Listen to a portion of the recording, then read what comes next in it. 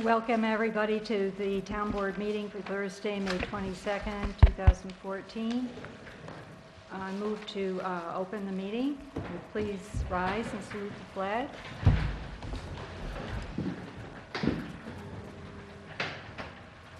Pledge allegiance to the flag of the United States of America and to the republic for which it stands, one nation, under God, indivisible, with liberty and justice for all. Have a moment of silence for all our veterans who have lost their lives over the year protecting us and our country.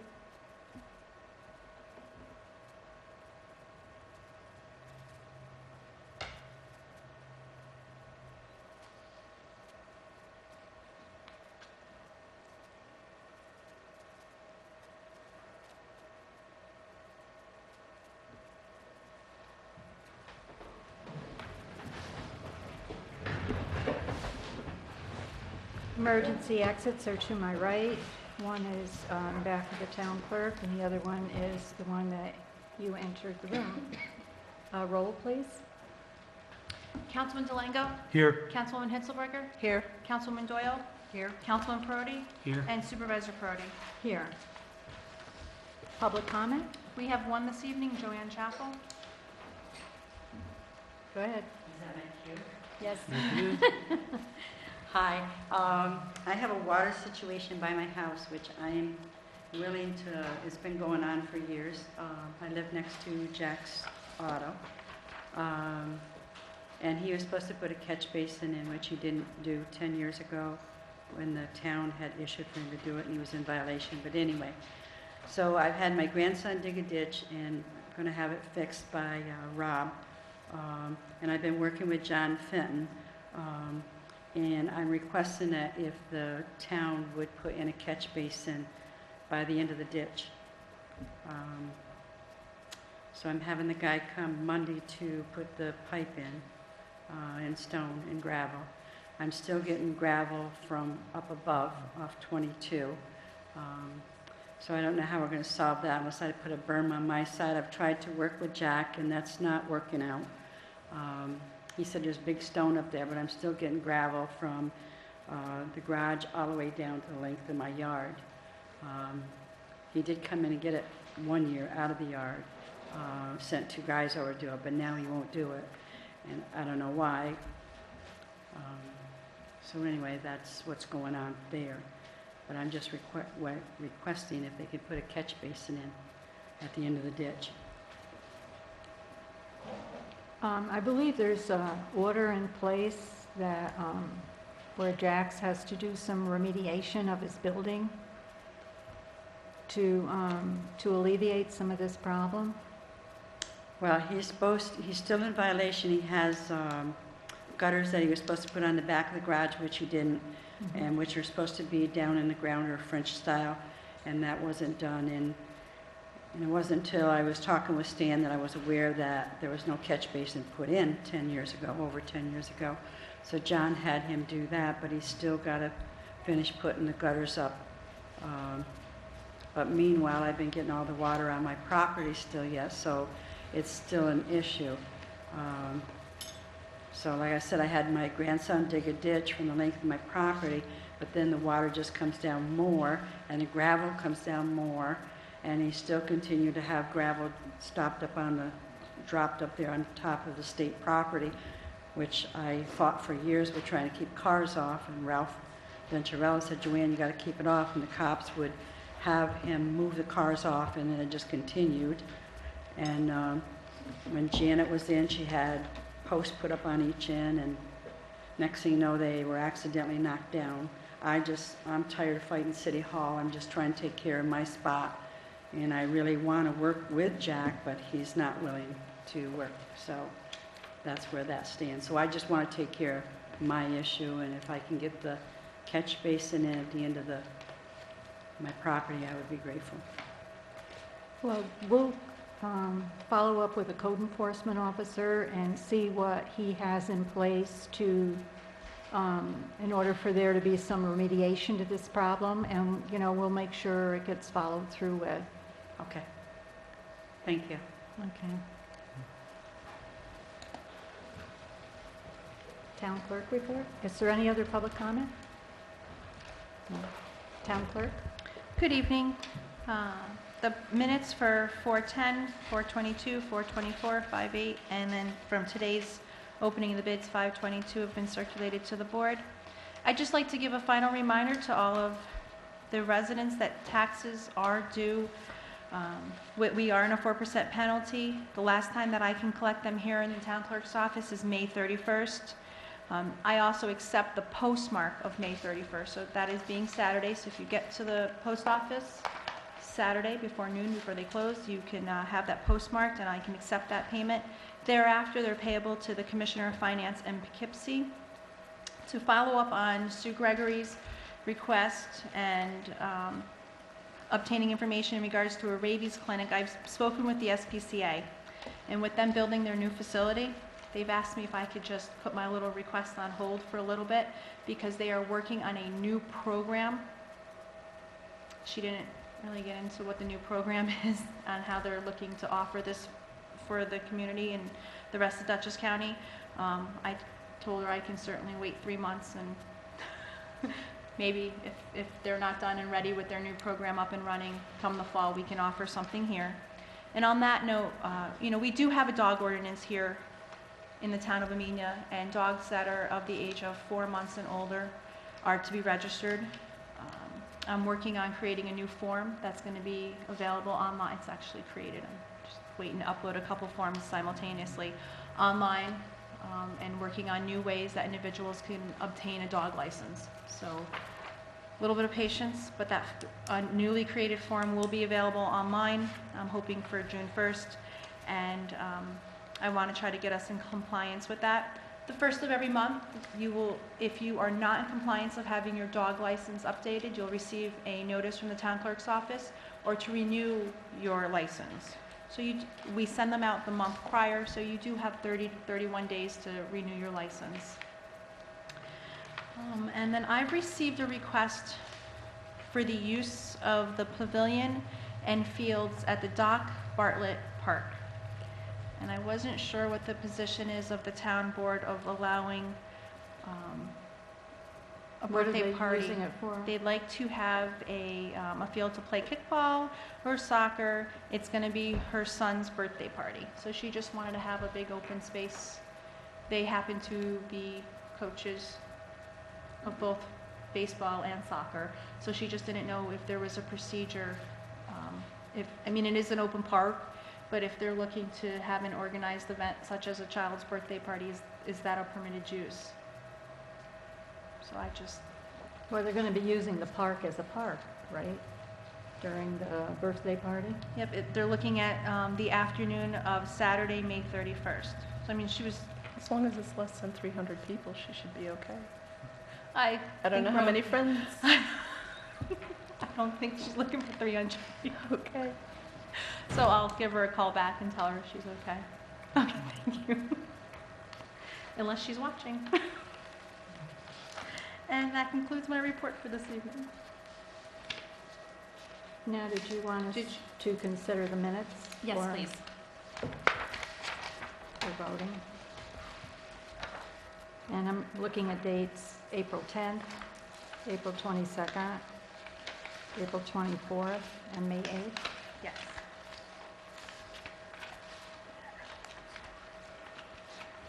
Has everyone had a chance to review them?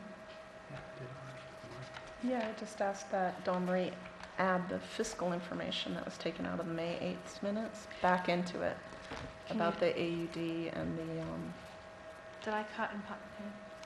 yeah.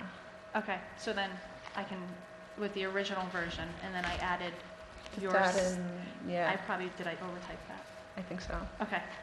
So then Because they'll it was both- like and then there was white space, and I was like, oh. So we can vote on the April minutes? Yeah, we And can then, pass Do you want to do April April minutes. and then May 8th, I'll just reprint it for the next meeting, or? Yeah. Sounds Yes. perfect. How's that sound? Okay. So for April 10th, 22nd, and 24th. I make a motion to accept the minutes for April 10th, April 22nd, and April 24th of 2014. Second? Councilman Delango? Yes. Councilwoman Hitzelberger? Yes. Councilwoman Doyle? Yes. Councilman Perotti? Yes. And Supervisor Perotti? Yes. Okay. I and do this have, will can I be ask a question? next I'm meeting. sorry. In regard, I submitted around the, what I would call minutes for the bid opening today. Mhm. Do we, Highway report? do we vote on those? We weren't there, so we can't vote on those. If you want them posted up, though, we can, Post them? yeah. Do you want them posted? I think we should. Okay, so I'll put up April and the bid opening minutes All right. tonight. Thank you. You're welcome. Yeah, I'd just like to comment on Joanne Chappell's remarks. This has been going on for probably close to 15 years. I've been up there a dozen of times trying to figure out what's going on. Jack did put in the catch basins last year with a nice swale, so she's not getting any Jack's water anymore. The water's coming off 22, runs through Jack's, and now she's dug a channel, a ditch down through the edge of her property, and now she's going to put a pipe in there. I told her better off without the ditch. So now the water's channeled down through her property to the low spot, then it goes to her driveway, which is the lowest spot of her property. She's asked me for free topsoil, if we had anything we could do to help her with the driveway. There's nothing we can do, it's her problem, her land's too low. And Jack did what he was supposed to do. He put in a couple catch basins there last year. I was there with John Fenton and Bill Flood last year, looking at it. So I don't know what we can do. I mean, Is the state not liable at all for water that runs off of the road? And water runs off every road. I mean, yeah, but there are catch basins along the road to solve that. water runs down my driveway like Niagara Falls in these heavy rains. I mean, if your driveway's going downhill, you're going to get water. I mean, I don't see a whole lot of water unless it really pours. Then everybody gets it. She's just in a low spot. Her driveway's the lowest spot, full of potholes. I mean, it's terrible. I mean, there's nothing we can do to help her. She But- wanted me to so put a on her catch property, basin. her property, she has to solve that on her property. Yeah, I don't see where Jack's responsible or the town. I mean, Jack did what he was told, and now she wants me to put a pipe on under mountain and pipe it across the road onto somebody else's property. And we definitely can't do that. Because then it would go on somebody else's property down to Sweeney's property and probably even come down to us eventually. I mean, she's just in a low spot. Last year she complained that it was coming down Nelson Road, which it was. So we cut some blacktop and did a swale, got more of it to go into the basin, but once again, Nelson is all downhill. And you can't catch it all. Well, if she diverts it off her property, I mean, it's just gonna go on to somebody else. Right. You know, I mean, it's just gonna pass the problem on down the road. I think once I've told her this, but once she filled the ditch in, got the grass so the water can disperse instead of just going down this trench, I think that would help her a lot. But right now it's going down this ditch, and now she's talking about piping it. Now it's gonna go down in the ditch or the pipe to the lowest spot and just build up down there. It doesn't have a chance to disperse. And, So what would she have to do to disperse it? What was that? I would again? fill, if it was mine, I'd fill the ditch back in, plant the grass. Now she has trees there, which is going to help. I mean, you can't direct the water to the lowest spot. That's what she's doing. It goes down to the lowest spot, then it builds up, then it goes to her driveway, which is the lowest spot of her whole property. And, What's the gravel? Is it road gravel or is it stored gravel that, I mean, that seemed like it was as much of a problem as the water, but I could have heard that wrong. Well, now that she's dug the ditch, now the dirt is washing out and there's more gravel, stones showing, and I don't really think she's getting any gravel from Jack anymore. Because Jack has a nice swale in front of his building with his gutter going, the front gutter goes into the ground. Now, he does have gutters then, right? On the In the front he front. does, yes. But he has to do it on the back. He has to do it on the back, yeah. But the back doesn't go there because her property's higher than the back. Mhm. Jack's water from the back doesn't go uphill. Okay. But no, she's been complaining about this a long time. I've tried to help her much as I could. And I've been up there in rainstorms looking at it, and I called John Fenton, Bill Flood. I think Jenna Reagan was involved in it. And she said she's going to fix the driveway this year, raise it up about a foot, and blacktop it. If she did that and did away with that ditch that she has, I think it would really help her a lot. But she's still gonna get water, because water goes to the lowest point. But at least when she gets out of the car, she won't be stepping into a lake. Right now, the driveway's right full of potholes and is low to begin with. But I've been up there many times to talk to her, and in the rain, and I don't know. And is this what John also, you've talked to John Fenton about this As also? far as I know, John Fenton says he's done with it. Because Jack did what he was supposed to do. And I don't know. But maybe he should go look at it again. Maybe he can come up with some. I can't come up with any solutions now, except do away with that ditch and blacktop the driveway, raise the driveway up. And I've told her that, so. Well, we'll find out from Fenton if everything was done that was supposed to be done, Right. and then go from there. You know, might as well take a look at it one more time and, you know, see if there's something could be done. If not, you know, we'll cross that bridge when we come to it. I believe Jack was getting water from 22 into his building, you know, these heavy rains. But now he has a nice swale there with catch basins. I know he doesn't get water in the building now. Victoria, I had occasion to research this issue some years ago, and generally speaking, if the water is coming from the natural grade of the land, you know, you don't have a responsibility, you know, to change that. You know, one property owner can't create, let's say, install a ditch or a culvert so as to divert the water off his land onto the neighbor's land. That you can't do. Right.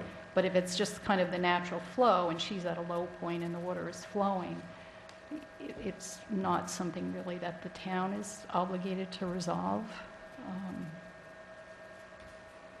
Okay.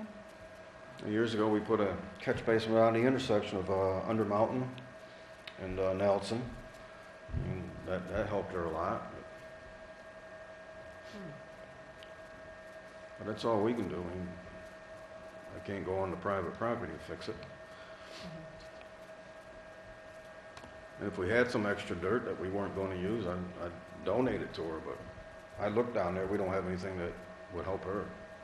We got some real bony stuff with big rocks in it, and she doesn't want that. Well, I think we'll have the code enforcement officer take another look at it, and Right. then we'll just go on from there. Okay. All right, we got the sweeping all done. The dirt roads are all graded. We have a lot of culvert pipes to put in now. Just got another job over by the Kuhn Brothers farm. There's 300 feet of pipe there we got to put in, 2 catch basins. We had the bid openings this morning for the mini excavator. We had 6 bids. They were all fairly close. The bids were, first one was Pine Bush Equipment. They were at $52,449. Then we had Salem Farm Supply from Salem, New York. They were $53,972. Westchester Tractor from Brewster. There were $50,527. Columbia Tractor from Claverack, New York was $52,665. Ruitt Sibley, New Milford, Connecticut was at $51,225. Abley Tractor, Albany, New York, $53,263.19. The lowest bidder was Westchester Tractor at $50,527. And they all met the specs. I mean, they all met the specs, and the bids are fairly close. And I recommend that we go with Westchester Tractor, the cheapest, for $50,527. We've dealt with them before, and they were good people to work with. I did have them look up a municipal lease, and he gave me the figures here tonight. He said it'd probably be a little bit more because he had, there's some other charges we may be hit with. He says for 3 years, the lease payment would be $1,531.48. So at the end, you would pay $55,133.26 for that excavator, which would be $4,606.26 extra. And then he gave me one for 4 years. 5 years would have been $1,012.56 a month for 5 years. The total for the machine would have cost us $60,753.60, which it would have cost us $10,226.60 more. That's the lease agreements. And they really gave us a super deal on this machine. I mean, this machine, I've shopped around, and this machine is like a $70,000 machine. The dealers gave us, what was it, like 11,000. Between the dealer and the Kubota, they gave us like $20,000 discount. What's the life expectancy of this type of piece of Oh, equipment? geez, I have a 2007, and Still going? just as good as new. The Kubota's a good machine. Yeah, Kubota is a good machine. Was there any interest-free opportunities, or is this Not straight with the cash? discount. Yeah. Not with the discount. No, we're getting quite a discount. If you or I went to buy it, it would be 0% for 60 months, but you'd be paying $70,000. Right. Yeah, I think we should go with the one from Westchester. It's a good deal. I'm in favor of just, it's something that we need. We have the money for it. Might as well just go and get it done. You want to make a motion? Yeah, I'd like to make a motion that we accept the bid for Westchester Tractor. Bid number 3 for $50,527. Second? Councilman Delango? Yes. Councilwoman Hitzelberger? Yes. Councilwoman Doyle? Yes. Councilman Prodi? Yes. And Supervisor Prodi? Yes. Now that we're getting the machine, we'd be willing to help the rec department a little bit, 'cause that'd be the perfect machine to do that with. Oh, the playground. Playground. Right. That would be great. Yeah. We do need help. It's small and compact, and that's what you need back there. Okay. Okay, Is it? Oh, yeah. I asked Stan to take a look at the parking out in front, because to the right, where a lot of people park, they park on the grass, and there's like trenches there filled with water. And on the left side, I think we could probably use a second handicap space. So, Stan measured it out, and do you want to let people know? Yeah, I think I can come up with 2 more parking spots out there. We'll have to lay it out and find out for sure. And we probably could do it in the month of June, because I got a couple little blacktop jobs to do. We could tie that right in with that. I think it's an excellent idea. The more parking, especially for the handicapped. You want two handicaps, right? Yeah, 2 We put them handicaps on the left side or the south on side? the left, and then on the right, if we could extend, at least another parking space where there's no pavement, and it just, Drops off. ends up with ruts. But it's flat, so Yeah. it needs to be. Yeah, I think we definitely get 1 there, maybe 2. That As long as the rear end doesn't stick out in the driveway too much. would be great. Okay. If you could, Stan, I think Leo and Ken are still doing more digging work, like right in front of that boulder between the parking area and the memorial stone, so you might want to coordinate with them Okay. because if you need to push it in a little bit further. All right. Yeah, before I do it, we'll talk. Okay. Make a motion to authorize the highway superintendent to create or design the front parking lot to create 2 or more parking spots. I'll second that.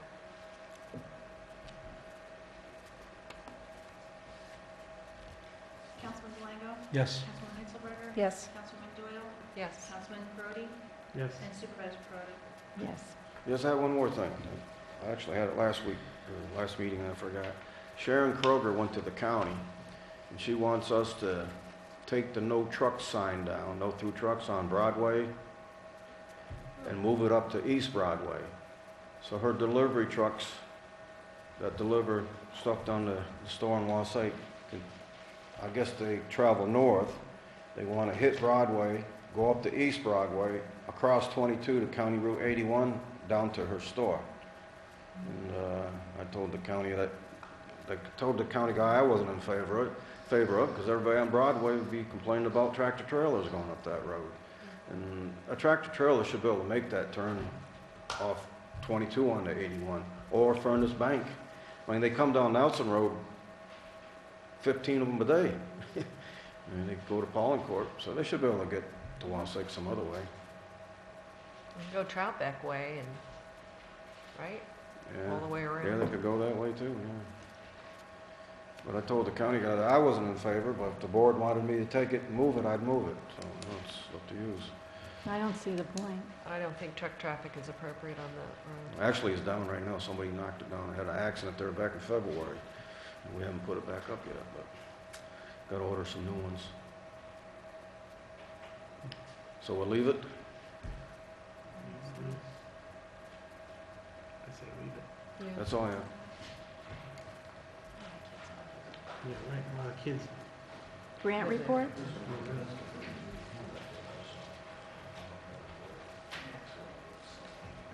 Great, thanks, Mike.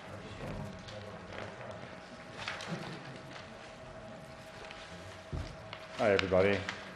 I've been working regularly the last few weeks with Victoria, and I've been coming here trying to finish up our existing projects and also look towards future grants.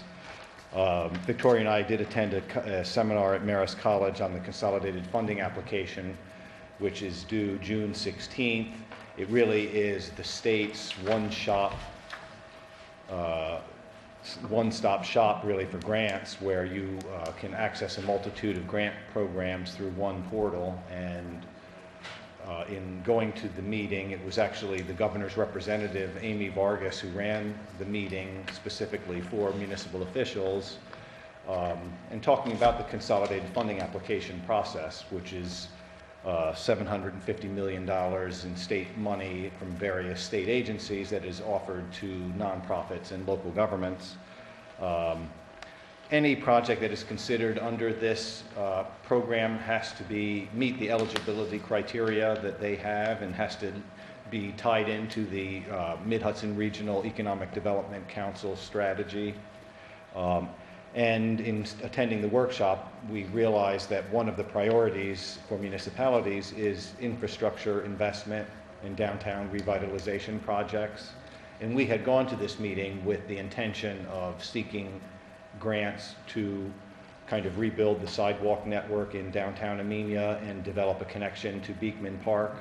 So that was really what we were going for. And the grants that we think we would be eligible for are Empire State Development and possibly New York State Parks, because it is connecting to a park, it's providing access to a park, it's linking to the Harlem Valley Rail Trail. I really think there is a connection for that and a precedent, because we did get a New York State Parks grant for the Mechanic Street sidewalk connection to the rail trail. So I think it could be a good project under that. And then Empire State Development can give a grant of 20% for total project costs, and I think that would be a good match for a sidewalk, especially downtown revitalization. That really is considered an economic development strategy to redevelop downtowns and provide new sidewalks. It actually is an economic development incentive for businesses and tourism and things like that. Yeah, I had Stan give me the areas of all the sidewalks that he has patched, with material. So that's what we want to put in the grant. There are several areas, but one is in front of the post office, where the sidewalk has been patched. So that's what we're trying to do. Any of the areas that, are a safety problem and keep us from being a safe, walkable community is what we're targeting. And it makes sense to build on what we've done in the past too, because we've been focusing on downtown revitalization in the Main Street grant, in the Mechanic Street grant. And by focusing on one particular project, I think we have a better chance of success. If we're not successful, I hope we are with this round, there are other grants like CDBG that you may want to consider. And I also want to make you aware of the various programs that are out there. For example, there is a Main Street Technical Assistance Grant. All of the grants actually are due June 16th. And not only that, Main Street and the state CDBG program, which we are not eligible for because we're a member of the Dutchess County Urban Consortium. So I think it's been valuable meeting with Victoria. We have, I wrote up a summary of what I've been doing, been focusing on closing out the Main Street grant particularly, and the town has been reimbursed fully for that, and we've paid out all of the 3 landowners who have benefited from the grant. We're just trying to figure out the accounting of the grant and how to keep track of the revenue that you have received, but the work has been done. So Yeah, they are coming down on May 30th to do a walkthrough to see what we've done. They've given us a list of information that we need, and we're working on the list of items that they will want to see when they come down to do the audit. it's really just a reiteration of what we've already given them, but I just have to get everything organized and answer all the questions. So I'm working with Victoria and the bookkeeper to make sure we have everything, and the building inspector, because the projects every project has to be inspected. And so it'll be good that she's coming for the site visit. We'll have a chance to be graded on how we did, and it'll be a chance to get feedback from the landowners too. So hopefully we can apply again for a Main Street grant. But I'm excited about this Empire State Development Grant because I think it would be prestigious. It would only be 20% of the project cost, but I think it would be a good opportunity to build on that particular grant, getting an Empire State Development Grant and working with Empire State Development. They really are the lead agency of the Mid-Hudson Regional Economic Development Council, and that is what Governor Cuomo's priorities have been. Amy Vargas is his local representative, and it said during the workshop that sidewalks are a priority for municipal applications. Yeah, they told which areas, in the grant are for municipalities and for nonprofits and for the different areas. And the nice thing about the consolidated funding application also, as you start doing the application and you put your information in, the application actually tells you, okay, this information and this type of money that you're looking for, you can apply for this grant and this grant and this grant. So it gives you that information as you're in there putting your information. And then it goes through and it asks you for the specialized information or questions. It'll notify you. It says if you're in this type of grant, you can go ahead and you'll need these extra bits of information here and there. But it had, the thing I liked about it, it went through and said these are specifically the types of projects that we're looking for the different grants. So I'd encourage the board members who haven't had the opportunity to go online, create an account and just create like a dummy grant so you can see what's in there, as well as go through the webinars and manuals that they have. It's a very nicely organized grant website. The other meeting that I've gone to is the Northern Dutchess Alliance. They have a strategic plan for community economic development. And all of the county agencies were there. There was a representative from the county executive, IGA, economic development, Chamber of Commerce. And what they want to do is actually help any of the towns who are applying for grants for economic development in their town. County Executive Molinaro will write letters of support for the grant that we're applying for. And we also have letters of support from Senator Gibson, and we've requested them from Dee Dee Barrett and also Representative Gibson. One of the key things that is important with this particular consolidated funding application and time are the letters of support, which we're actively getting for our grant application. As we were speaking to, it does make sense a lot of times to apply multiple times for the same project, just in case you don't get it, or if you need additional money, as we've done in the past for the Wassaic Trail to the train and for Main Street. Main Street was the fourth time we Right. applied when we got it. We got to keep trying. But anyway, the farmer's market, I did complete the USDA grant, and Victoria has signed off. I just have to mail it out. I got good letters of support from the farmer's market. I took pictures of the farmer's market, and also we got a nice letter from Congressman Gibson, Dee Dee Barrett, and Senator Gibson. They all were good letters. But there is an opportunity that New York State has too, and now that we've done this grant, it would be relatively simple to put in a proposal to this Department of Agriculture and Markets for a farmer's market expansion project, basically for the community kitchen proposal.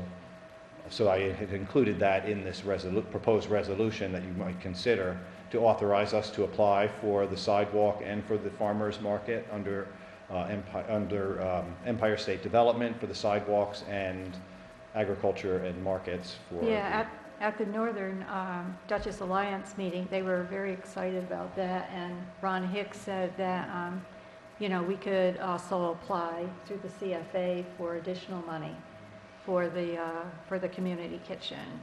Which is likely needed because it's expected to cost about $55,000, and the rural development grant the maximum is $25,000, but they also have financing mechanisms that can be beneficial to towns. They have low rate loan, so we could finance the project at a reasonable cost if we're successful.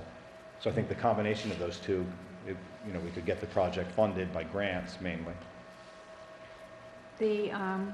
But for the sidewalk grant and the areas, one of the things that we are probably going to need is we're going to have to probably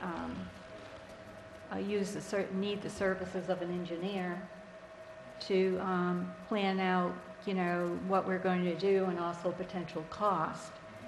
So I wanted to ask the board if they would be, they would like us to, either ask Morris Associates to, to assist us with the grant. Morris Associates has looked at the sidewalks before and, knows the area and does have some information from having looked at them before when we were considering applying for a community development block grant. But do we have time for them to give us an estimate on how much it would cost for their services to look at these sidewalks? Yes, That would be great. because they've already done some of it. Great, so if we could Other get an grants. estimate, then we can decide based upon how much funds are available. I would be in favor of getting an engineer's quote, because what we have to do is actually get the work done anyway. Yeah. So the sooner we know how much it is, then we can apply for grants and be ready to roll when those opportunities do arrive. Again, my whole thing with the grants is getting the money is great, but it does cost us money. It's not free. Right. So if we have to do the project anyway, Yes. We we have to should do get, something with the sidewalks. some good quality quotes, because the worst thing is going into those grants is not knowing exactly what your total project expenses are and coming up asking for too little money, and the grant agency thinking, you don't even know what the project actually consists of. So I know Stan has always gone for his CDBG money for the sidewalks in Wassaic. He's used Morris Associates, so I'm comfortable with going with Morris Associates. They're usually cheaper rates than our current town engineer, and I think that's more in line with what Pete Sotero is good at. And we've been using them for, 20 years or so? Yeah, so if they can just Forever. give us an estimate on how much it would cost for them to do the service for us first, so we could make sure we had those funds. That would be We great. do have an engineer's line, right? And we Yes. do have money in that line. but it would be good to know ahead of time if there's time to get that. The more prepared we are for this, the better off we're gonna be. We need to do something about these sidewalks. And guessing is not a good idea. No, And it's the not. online estimator tools that you can get for free don't cover existing sidewalks. Right, There's that's the there's a problem. big difference Right. between putting something in on Brand new stuff the versus. topology, like between Town Hall north of Freshtown, Right. and an existing sidewalk where there could be underlayments and stuff, so. Mhm. So that sounds exciting. I hope you are, favorably going to consider the resolution I put together. If you have any questions or anything, please call me anytime. And just as a follow-up, to grants cost, but they also benefit and they pay. But it's a true point that a lot of times these government grants do require the towns to finance them up front, and you are reimbursed through the grants. So it's really cost sharing, which is helpful. Well, So anyway. especially with the sidewalks, that's a safety issue. We really need to take care of this. Someone's gonna get hurt. Being that you've probably seen me out there in the vest, and hey, you gotta be safe. And one of my biggest things is, and Gretchen can attest to this too, is getting that one to Freshtown. And But that wouldn't include this one. I know, I'm aware of that, but I'm just looking down the road, but I'm willing to, let's try and get this done, what we have, fix the ones that we have now done, do the expansion to Beekman Park, and it's a win-win for all of us. I'm looking at the engineering line, there isn't money in it. Do I have the right line here? We might have to, There's no money there. we might have to take it out of contingency. Okay, but it would be this one, right? Right. Okay. Thank you. Does anyone want to make the, Well, we should read that resolution, right? You gotta read it into the record. yeah, and we need to authorize me to get a quote from Morris Associates for the grant. I'll make a motion that we authorize Victoria Perotti to request a quote from Morris Associates for repairing the sidewalks in town and extending them to Beekman Park. Yes. Okay. I'll second.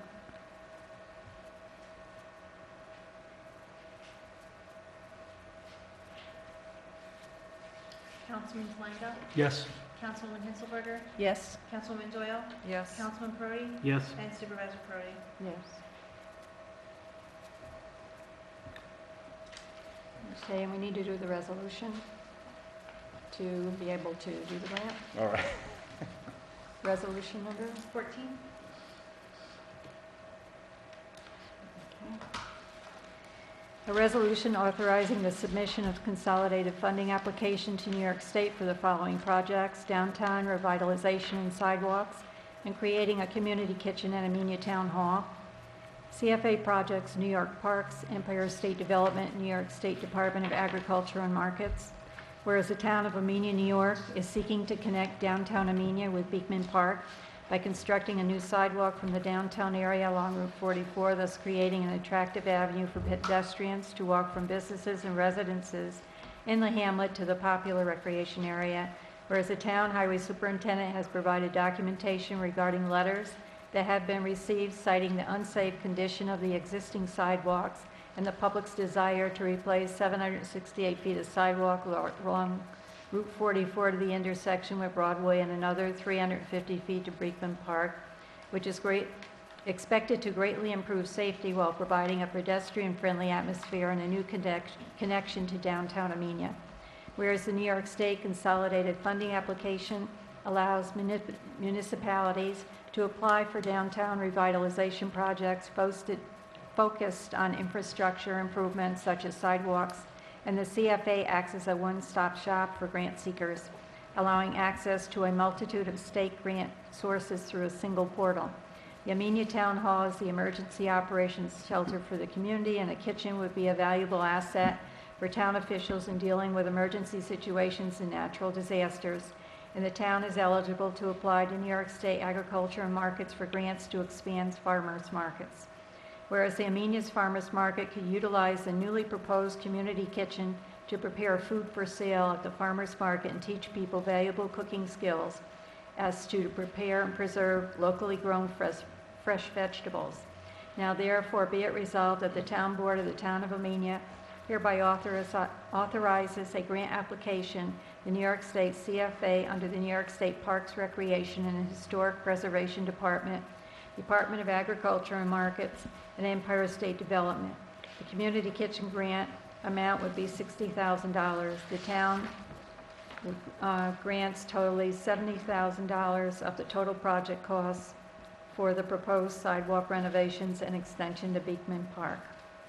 I make that motion. I'll second it. I would just correct, I think you misread the second to last line. The state would, I believe, seek grants totaling 70%, not Oh, the town. $70,000. 70% of the 70% total of the project. total project Is that cost. right? Okay. Okay. 70,000. 70% of the project cost. But, yeah, that's what it says. Oh, over here, this is a different version, I think, totaling 70%. 70%. Did I say You 70,000? keep saying 70,000. Oh, I'm sorry, 70%. Sorry about that. Very different. Wishful thinking. Does this include all of the types of grants, or did he just narrow it down? I mean, are we getting a copy of this too? I Yes. think, Yeah, we'll There may be others in doing the application that are, I did narrow it down to those that from the workshop that I know we're eligible for, and you answer threshold questions, as you were saying, and they direct you. There are others that we may be eligible for, such as the Main Street Technical Assistance Grant. So yes, I mean, there are others. I wanted to identify. Including the names of these, are we narrowing ourselves? Should we just strike the names of them out so we can be open to anything that should come up during the course of the application? That way, if we do see an opportunity, we can take advantage of it. If we have the names here, it limits us.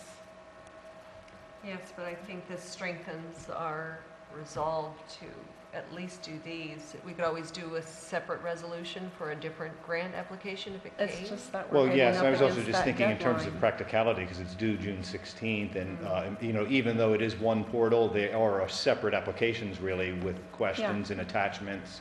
So that was the one consideration I had on that. Yeah, so if I think what Mike did was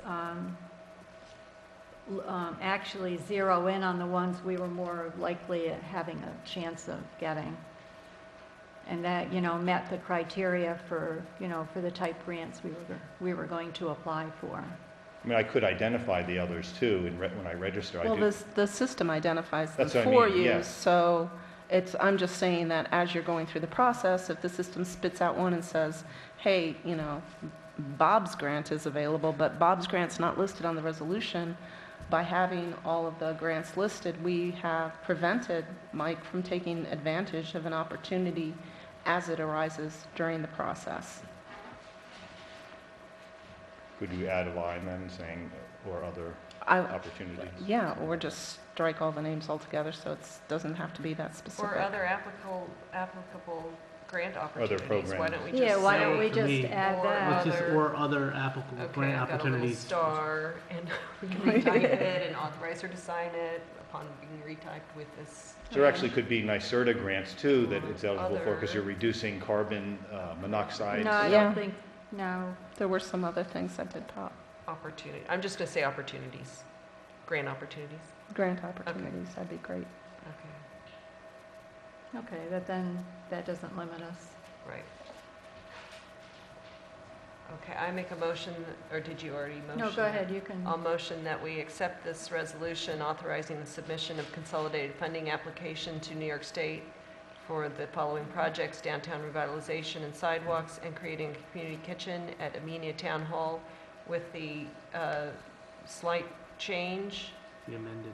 with the slight amendment that the last paragraph reads that now therefore be it resolved that the Town Board of the Town of Amenia hereby authorizes a grant application to the New York State CFA under New York State Parks, Recreation, and Historic Preservation Department, Department of Ag and Markets, and Empire State Development, and other appropriate grant opportunities, period. And second? Councilman Delango? Yes. Councilwoman Hitzelberger? Yes? Councilwoman Doyle? Yes. Councilman Perotti? Yes. And Supervisor Perotti? Yes. We could just sign this, because We it's can on get page that 2. top page corrected. Right, and it doesn't affect the page 2. Okay. Do you want us to go ahead and sign? Signs. Okay.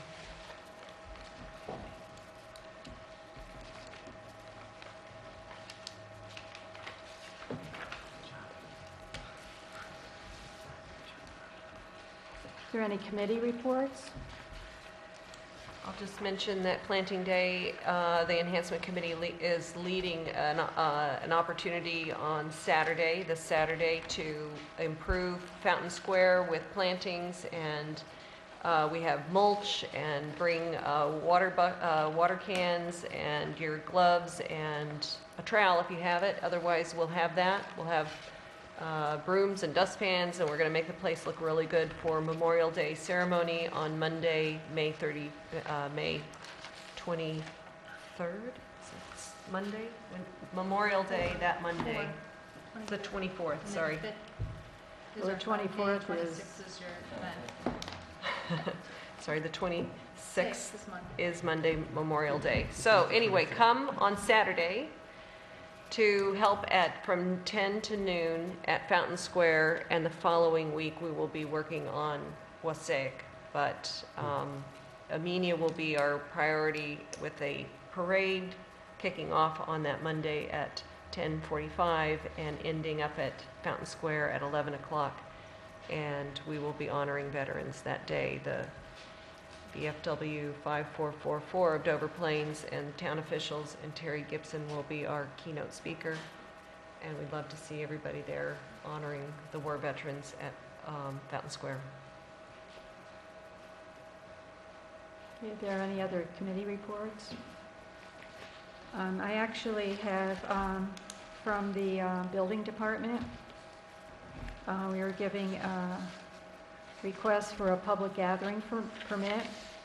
The Wassaic Project has come forward to obtain a public gathering permit for the Arts and Music Festival, and the event is to take place August 1st through 3rd, 2014.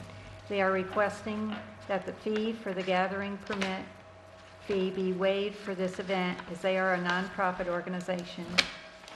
If you have any questions, please do not hesitate to ask. And how does the board feel about waiving the fee for the Wassaic Project Festival? I'm in favor of it and would make a motion that we allow them to obtain a public gathering permit for August 1st through the 3rd, 2014 for their summer festival. A second? And this is separate from their event they have at the end of the month, like the one they're going to have on the 31st? Community Day. Yes. This is it's a festival that draws a couple of thousand people at least. And Big for the deal. Community Day one, they don't need the permit. We gave them what did we give them? We waived the fee for their permit. Councilman Delango? Yes. Councilwoman Hitzelberger? Yes? Councilwoman Doyle? Yes? Councilman Perotti? Yes. And Supervisor Perotti? Yes. Okay, the CFA grant application for sidewalks discussion, we've done that. Resolution for planning and ZBA attendance, local law. Resolution number 15. Introducing proposed local law number 15 of 2014, entitled "A Local Law Establishing Training Requirements and Attendance Requirements for Members and Alternate Members, Benny of the Planning Board and the Zoning Board of Appeals of the Town of Amenia, and to schedule a public hearing on said local law and to authorize publication of notice of said public hearing at a regular meeting of the Town Board of the Town of Amenia, held at the Amenia Town Hall on the 22nd day of May, 2014 at 7 p.m. Town Supervisor Victoria Perotti called the meeting to order. And I made that motion, seconded by, I'll second it. I had some changes that I had proposed on this. Did everybody have a chance to look at we this? can do discussion after I've read the resolution. You're out of order. No, Introduce actually, the I'm not. following local law to be known as proposed local law number 3-1. 1. of 2014 entitled A Local Law Establishing Training Requirements and Attendance Requirements for Members and Alternate Members, if any, of the Planning Board and the Zoning Board of Appeals of the Town of Amenia. Now therefore be it enacted by the Town Board of the Town of Amenia as follows. Section 1, Statement of Purpose and Intent.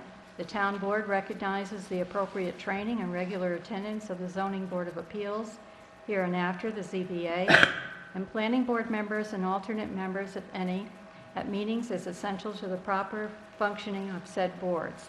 Therefore, the Town Board has determined that it is in the best interest of the Town of Amenia to adopt a local law establishing minimum attendance and training requirements for members and alternate members, if any, of the ZBA and Planning Board. Section 2, Amenia Town Code. A new Chapter 28, Part 1 of the Code of the Town of Amenia is hereby added entitled Training and Attendance Requirements, and a new Section 28.1 entitled Training and Attendance Requirements for Members and Alternate Members, if any, of Planning Board and Zoning Board of Appeals is hereby added, the language of which is annexed hereto as Attachment A. Section 3, Supersession. Pursuant to New York State Municipal Home Rule Law, the provisions of this law are intended to supersede any inconsistent provisions of state or local law, including those of Sections 267 and 271 of the Town Law. Section 4, Effective Date. The local law shall take effect immediately upon filing with the State Secretary of State. Pursuant to the Municipal Home Rule Law of the State of New York, it is necessary to hold a public hearing on this local law. I'm offering the following resolution, seconded by Councilwoman Doyle, who moved its adoption. Whereas on May 22nd, 2014, the Town Board introduced a proposed local law for the Town of Amenia to be known as Town of Amenia Proposed Local Law Number 1 of 2014, entitled A Local Law Establishing Training Requirements and Attendance Requirements for Members and Alternate Members, if any, of the Planning Board and the Zoning Board of Appeals of the Town of Amenia. Now therefore be it resolved that a public hearing be held in relation to said proposed local law as set forth in the form of notice hereinafter, provided at which hearing parties and interested citizens shall have an opportunity to be heard at the Town Hall on Denise. Do you want to do this at your next meeting? Yes, so that would be June 8th. Is that what it is? It would be the 12th. June 12th. June 12, 2014, at 7 o'clock p.m. And that notice of said hearing shall be published in the official newspaper of general circulation in the Town of Amenia by the town clerk at least 5 days before such hearing. That such notice shall be in the following form. Take notice of public hearing. Do I need to read that also? Mm-hmm. Take notice that the Town Board of the Town of Amenia will hold a public hearing at the Town Hall, 4988 Route 22, Amenia, New York, on June 12, 2014 at 7 o'clock p.m. on proposed local law number 1 of 2014 entitled A Local Law Establishing Training Requirements and Attendance Requirements for Members and Alternate Members, if any, of the Planning Board and the Zoning Board of Appeals of the Town of Amenia. Take further notice that the copies of the aforesaid proposed local law will be available for examination at the Town of Amenia Town Hall, 4988 Route 22, Amenia, New York, during normal business hours on all business days between the date of this notice and the date of the public hearing. Take further notice that all persons interested and citizens shall have an opportunity to be heard on said proposal at the time and place aforesaid. Attachment A local law establishing training requirements and attendance requirements for members and alternate members, if any, of the Planning Board and the Zoning Board of Appeals on the Town of Amenia. Section 1, the law titled, the law shall be entitled, A Local Law Establishing Training Requirements and Attendance Requirements for Members and Alternate Members, if any, of the Planning Board and the Zoning Board of Appeals of the Town of Amenia, the Town. Section 2, Purpose and Intent. The Town Board of the Town of Amenia, hereafter, the Town Board finds that appropriate training and regular attendance of the Zoning Board of Appeals, hereafter the ZBA, and the Planning Board members is essential to the proper functioning of said boards. The legislature of the State of New York has recognized the importance of training and has established training and attendance requirements in its recent amendments to the ZBA and Planning Board statutes as contained in sections 267 and 271 of the town law. It is the purpose of the local law to assist the ZBA and Planning Board members in obtaining appropriate training to enhance their ability to carry out their duties under applicable provisions of law and to pay the reasonable cost of such training as a town charge. It is also the purpose of this local law to establish minimum training and continuing education course requirements for such members in accordance with Section 267 and 271 of the town law. It is the further purpose of this local law to establish minimum attendance requirements for such members at meetings to assist in the proper functioning of the Planning Board and the ZBA. Section 3, minimum training requirements. All members and alternate members, if any, hereafter referred to as member or members of the ZBA and Planning Board shall complete in accordance with Town Law Sections 267 and 271 at a minimum 4 hours of training each year designed to enable such members to more effectively carry out their duties. Training received by a member in excess of 4 hours in any 1 year may be carried over by the member into succeeding years in order to meet these requirements. Non-compliance with these minimum requirements relating to training shall result in the member's ineligibility for reappointment shall also be deemed a proper cause for removal of a member from office by the town board. The reasonable cost of such training courses, seminars, workshops, or continuing education courses so designated shall be a town charge. Members shall also be reimbursed for reasonable mileage expenses according to town policies. Such training sessions shall be approved in advance by the town board. Section 4, approved training courses. Training sessions which relate to the duties of members of the ZBA and members of the Planning Board may include programs offered by the New York State Department of State, the New York State Association of Towns, the New York State Department of Environmental Conservation, the New York State Planning Federation, the Dutchess County Department of Planning and/or Economic Development, the Dutchess County Cooperative Extension, and other such entities as approved by the town board, as well as in-house updates or training seminars or municipal law seminars conducted by the attorneys for the town board, or the attorneys for the planning board, or the attorneys for the ZBA, or by the law firms with which such said attorneys are affiliated. Such training may be provided in a variety of formats, including, but not limited to, electronic media, video, distance learning, and traditional classroom training. The town board, after discussion with chairpersons of the ZBA and planning board, shall annually designate such training courses, seminars, workshops, or continuing education courses which may be offered within a reasonable distance, which may be helpful to or of assistance to the ZBA and/or planning board members in carrying out their respective functions in a timely, fair, and lawful manner. Section 5, minimum attendance requirements at meetings. In addition to the minimum training requirements set forth above, if any member or alternate member, if any of the planning board or ZBA shall be absent from 3 consecutive meetings or from a total of 8 meetings of the board on which such member sits in any given calendar year, said members shall be ineligible for reappointment, shall also be subject to removal for cause by the town board.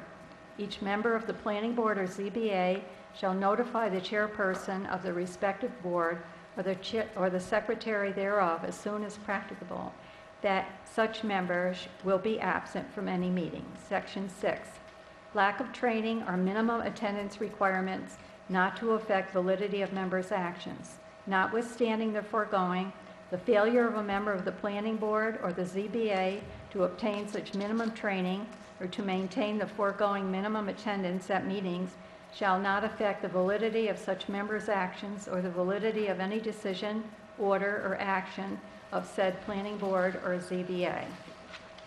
Section 7, procedure for removal of a member. The chairperson of the ZBA and the chairperson of the planning board shall notify the town board in writing on or about December 1st in any year of any member or alternate member, if any, who fails to comply with the minimum requirements for training in any calendar year. In the event a member or alternate member of the ZBA or planning board has failed to complete the minimum training requirements set forth in Section 3, then the town board shall remove such member for cause as hereinafter provided. The chairperson of the ZBA and the chairperson of the planning board shall also promptly notify the town board in writing at any time that a member of the respective board shall fail to maintain the foregoing minimum attendance at meetings, upon which event the town board may remove such member for cause as hereinafter provided. A, notice. Such member shall be mailed a written notice specifying the nature of the failure of such member to meet the minimum requirements of Section 3 and/or Section 5 above. B, public hearing. Such notice shall specify a date not less than 20 nor more than 30 days from the date of mailing such notice, when the town board shall convene and hold a public hearing on whether or not such member should be removed from service on such board. Such notice shall specify the time, date, and place of such hearing. Public notice. See public notice.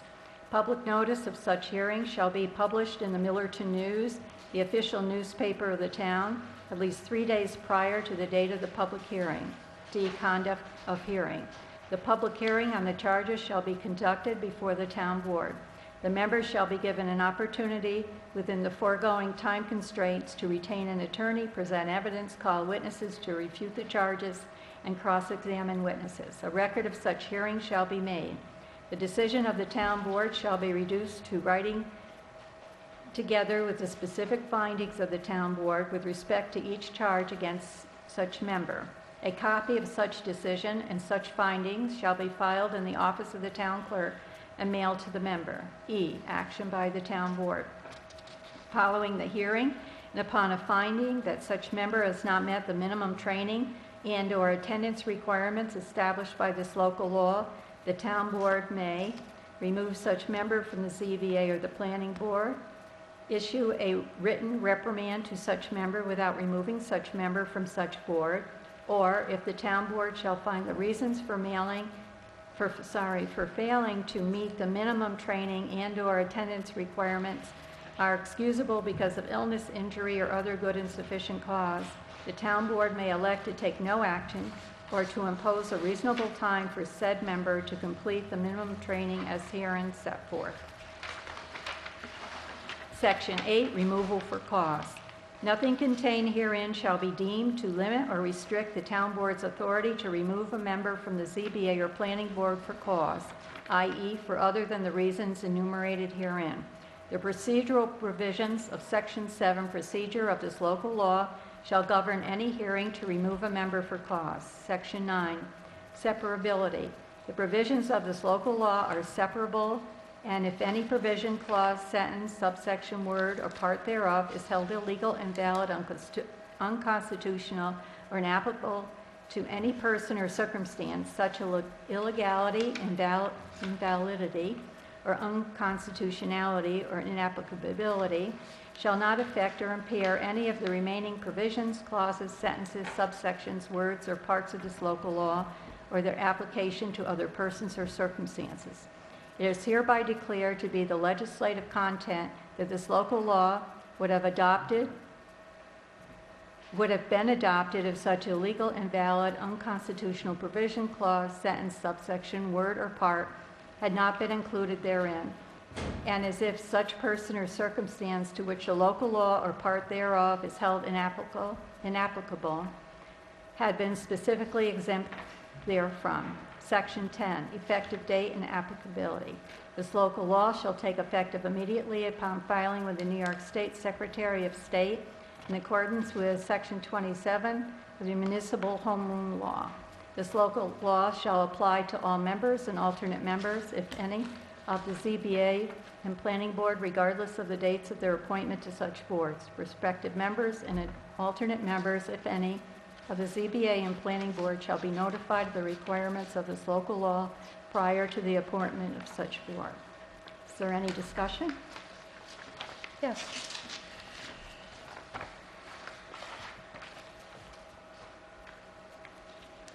Throughout the document, although the document is, we'll just start at the beginning, titled Planning Board and Zoning Board of Appeals, blah, blah, blah. Throughout the document, those are reversed, so I would recommend that for consistency throughout, that the Planning Board and the Zoning Board be set in the content of the document as they are in the title. On section 3, where it refers to section 267 and 261, in what you've got here, it says the town law, which infers Amenia Town Law, but it's actually the New York Town Law. So I'd ask that the words New York be added. Discussion?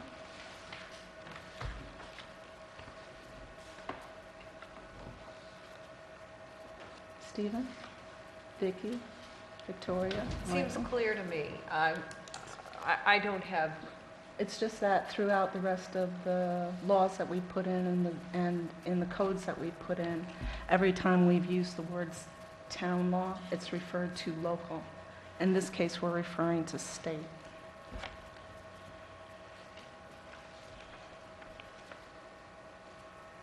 I guess I'd defer to our lawyer as to whether or not that needs to be. Well, it says the provisions of this law are intended to supersede any inconsistent provisions of state or local law, including those of sections 267 and 271 of the town law. To me, I think it's clear. I don't think you have town law section 267 and 271, the local law. I mean, I think it's clear. I would concur with the attorney's opinion. Pursuant in section 4, pursuant to the municipal home rule law of the state of New York, it's necessary to hold a public hearing instead of I'm. I would recommend that we use Victoria's name. You stated it as I'm. Could you repeat that? Right here. We're supposed to fill in the blank. She said I'm was our fill in the blank, and I would think it would be Victoria Parati or Supervisor Parati would go here. Yeah, I have her name. I have her name. I think we would insert the word Victoria. Yeah, I would Victoria think. Parodi. I would, okay. Victoria Parodi offered the floor. Okay. And then seconded by Vicki Doyle. That's correct. That was stated. Settled for 7 o'clock on the 7th.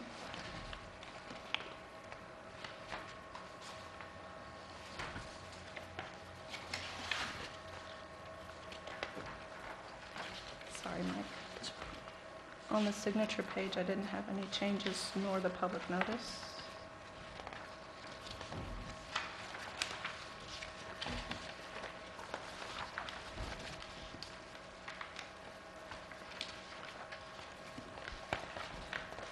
Section 1 as stands.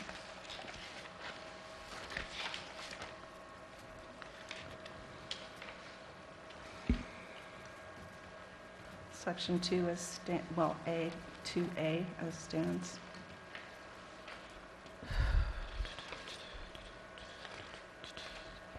B as stands.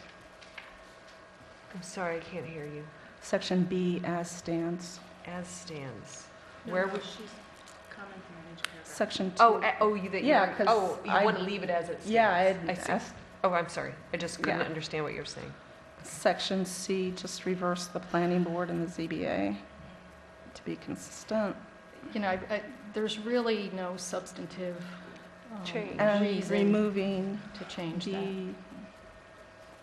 and removing the obtaining and their ability. Obtaining appropriate training to enhance. What paragraph are you on? See? You have the marked up version though, so it should be there. So I don't understand the objection. It's the purpose of the local law to assist the ZBA and planning board members in In their obtaining, ability to carry out their duties under applicable provision. you're assisting them in obtaining appropriate training to enhance their Well, ability we're to not carry assisting out. them in obtaining it, we're insisting that they obtain it. And you're assisting them in, Well, we're not The cost. assisting them. We're telling them, you must obtain these courses, you must take the courses. We're paying For the courses, purpose and we're making of- them paying to go there, so we are For the assisting them. purpose of their ability to carry out their duties.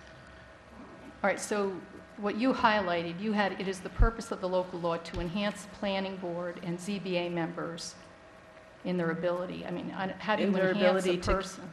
In their ability to carry out their duties. The word enhance to me doesn't fit. You're enhancing the planning board and the ZBA members in their ability. You're assisting them, I mean, and to pay the reasonable cost of training. I don't agree with the language that you want to change it to. Yeah, I understand that.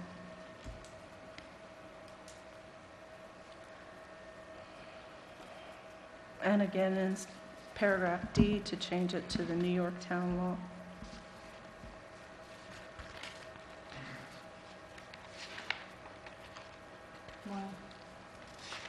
To clarify that it is not Amenia Town Law.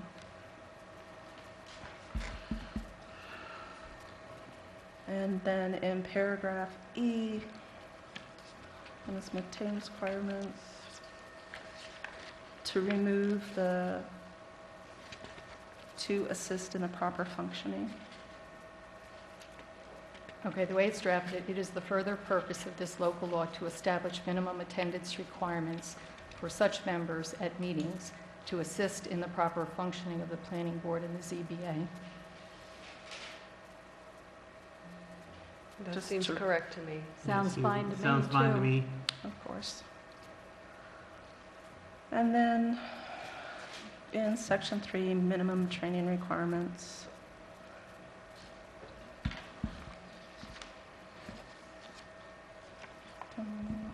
Again, adding the New York Town Law.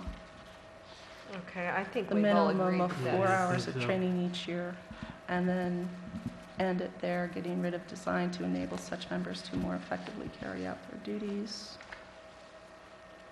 I move that we establish the public hearing I'm still- for June 12th. Speaking it here, Stephen, and there are She some is, other substantive changes in it.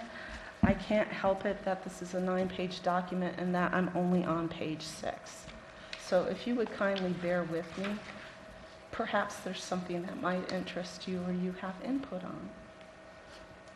Unless, of course, you Please don't condescend to me. read the entire excuse me, document. just finish doing And what you're doing. I am You do trying that so to go well, through Gretchen. it, All Mrs. right, Parodi. all right, please. Gretchen has the floor, let her finish. Thank you. Training received by members in excess of 4 hours may be carried over. No change in section 3, paragraph B. And instead of compliance, I recommended non-fulfillment of the requirements shall result in the members' ineligibility for reappointment. And the rest of the paragraph stands. In section D, where we're talking about cost of training,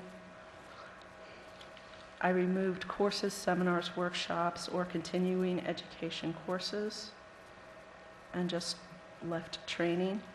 So designated shall be a town charge. Members should also be reimbursed for reasonable transportation expenses as opposed to mileage, because this allows people to take trains, buses, taxis, instead of simply cars, which has a static mileage reimbursement rate to it. We'd like to encourage our members to use green forms of transportation, I would think. According to town policies in Title II of the ADA, such training sessions shall be approved in advance of the town board.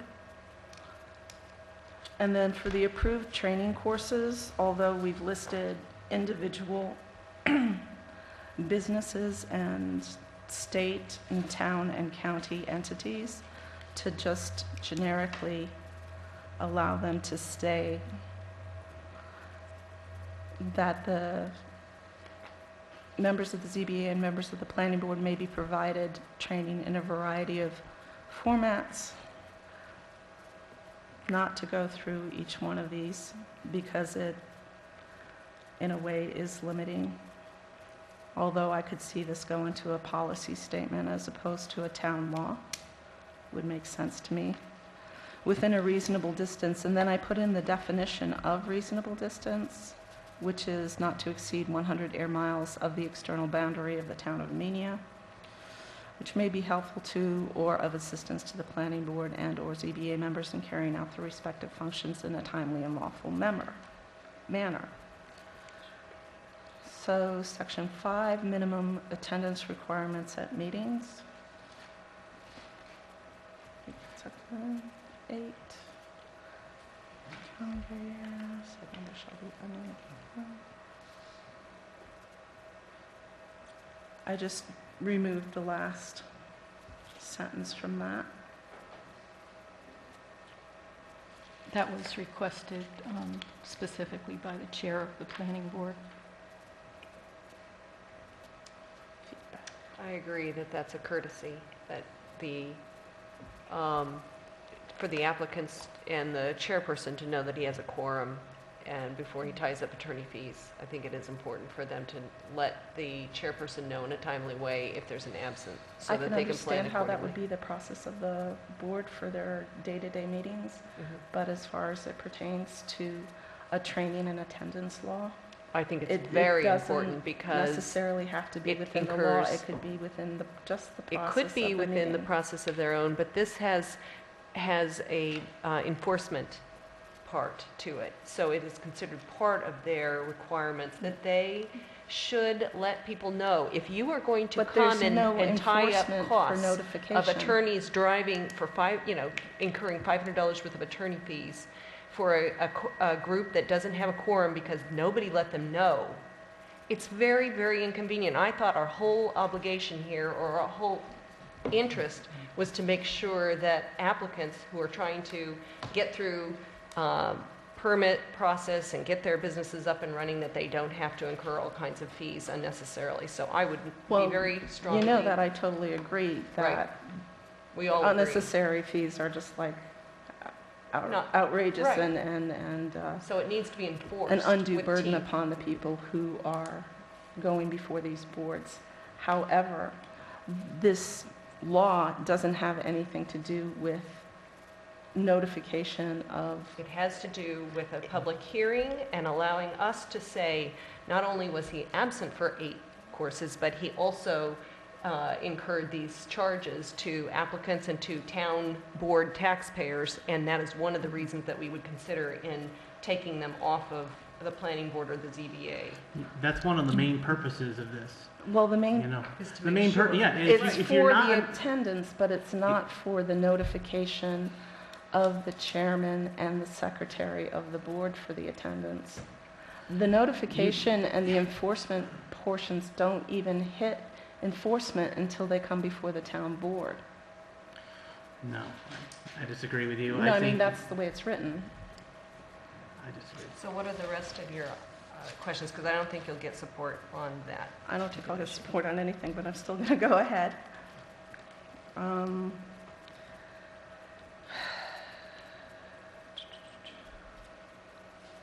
Section 6 was stands.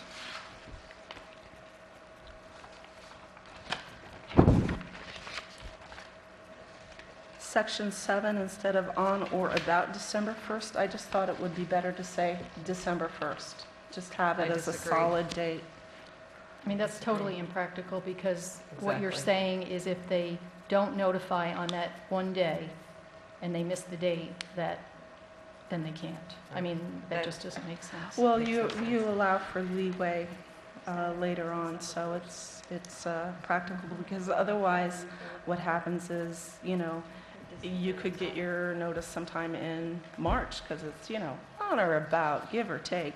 And if we're trying to nail this down to a specific time, I would recommend that we make it a specific time. Well, but you say he can only give notice on a specific date, and he misses the one day, then you're out of luck. That makes no sense. That's simply not a practical No, I provision. think on or about is a legal term that in fact gives a reasonable window of time. I would recommend just putting in the exact window, because on or about is a slippery slope that can change based upon the fancy of the chairman and the board. And over the years, as the years go forward, What is, I would- December 1st is a Sunday. what if it is? Send an email, send a Send letter. an email, send a letter. Yeah, I think it's fine the way it is, on or about it's is not, fine. I think we're just splitting hairs here, Yeah, and it's I actually think- getting a little I ridiculous. think we're wasting a lot So of time. wasting time. Do But what you if gotta have read, and let's get on. substantive, new questions, then we well, should. I did put in the reasonable distance, I did put in the Title II ADA portion, neither of which was commented upon. So I'll just keep going. For the notice in Section 7, Paragraph A, I would ask that the members shall be mailed written notice by certified mail, as opposed to simply mailed, because that meets the standard we have for, notifications that take action throughout the rest of our town laws. Actually, we've had instances where people have refused to sign for certified mail. So what we do is send by mail. So that at least got there, right? But you don't know that they received it if you send it by just mail. If you send by certified, you know that it was delivered. Whether the person chooses to sign for I it don't or see not, why we it's need to their, split hairs and change it. fine it's the way their it is. business. Section 5 of GUP. And then I added with copies of the letter also going to the town board and the chairperson of the affected board. But the town board is mailing it out, so why would they mail a copy to themselves? So all town board members would have it, because not all town board members are typing it, printing it, licking the envelope, and sticking it in the mail slot. Well, if the town board sent out a letter, I assume it would have been discussed. That's an assumption. And then in paragraph B, I upped the time from 20 to 30, and then from 30 to 60, to allow for scheduling of public hearings and notifications, etc. And then in paragraph C, I said at least 14 days the notice should go in the official newspaper of the town, removing Millerton News, because who knows what will happen 25 years down the road as far as newspapers go. And changed the 3 days prior to 14 to allow for publication. And let's see, I think. Oh, and then in section 9, where Victoria read, it is hereby declared to be the legislative content. Intent, That should have been intent. but, okay, it says intent. I And misspoke. those were the recommendations and changes that I had on the local law number 1. Is there any other discussion? Roll, please.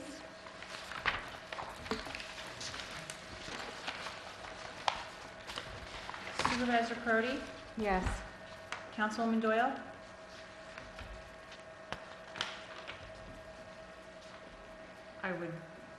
I would say there are two changes I would make that Gretchen recommended, so I'll vote no. Well, can we go ahead and do them with your recommendations before we finish the roll? You'd have to withdraw. Okay, I withdraw my motion. Okay. So the recommendation that she made on page 7, letter D, I would say that is a fine recommendation to say members shall also be reimbursed for reasonable mileage and/or other transportation expenses according to town policies. I think that's a thoughtful suggestion to perhaps put a limit on how far a person might travel to get that training, except that it seems to me that they should be notifying their CBA chair and planning board chair before they actually get authorized to do their training, right? They wouldn't be traveling beyond without getting specific. So I guess I could say not to exceed 100 miles within the town of Amenia. I disagree with that because there are other training outlets that go beyond 100 miles that the state of New York offers, and that may not be offered at the specific time frame that the person may be able to attend. Like there are things that occur over the Syracuse area, Buffalo area that might be pertinent. And I think that you're limiting yourself if you don't allow them to have that greater leeway as far as being able to travel. I remember when I was going for assessor certification, there were courses that weren't offered anywhere near this northeastern Dutchess, and so I was definitely going over the 100 miles. Steve, You make a really good point, Stephen. So then I would say that we take out the word reasonable, because that's where the 100-mile comes from. Depending on The the definition of the word reasonable within the New York State laws and traveling. So if we Guys. remove the reasonable, then we could remove the 100-mile limit. Well, you know what? I think we're kind of splitting hairs here. we're talking about 4 hours a year. Come on, Exactly. it's Okay. 4 hours a year. I mean, and we're They talking are. hundreds of miles? They are. Come on.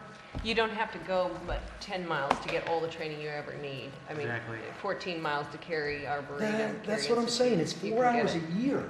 Right, but so the question is, so I would just say a reasonable distance, because we all know Okay. that there So is with just training that one change? opportunities. And then the second change I would recommend is that I think it's correct that the public notice of such hearing shall be published in the official newspaper of the town, rather than to say the Millerton News as part of our town law, so that in case that changes, we wouldn't be, or Millerton News goes out of business, we have the official newspaper. Does that seem all right? I don't know, so I guess I would make the motion that we Well, adopt it with that. I'll make the resolution that we adopted with the proposed changes. Okay. I'd really rather see the changes typed up so we can put it up. No, I want to vote on this tonight. I can review the changes if that's helpful. So there are Yes. only two that we were making. And the first one is page 6, I believe. I think it's 7. D reads now, the reasonable cost of such training courses, seminars, workshops, or continuing education courses so designated shall be a town charge. Members shall also be reimbursed for reasonable mileage or other transportation expenses according to town policies. And then the second change was Was on that a change? page 8.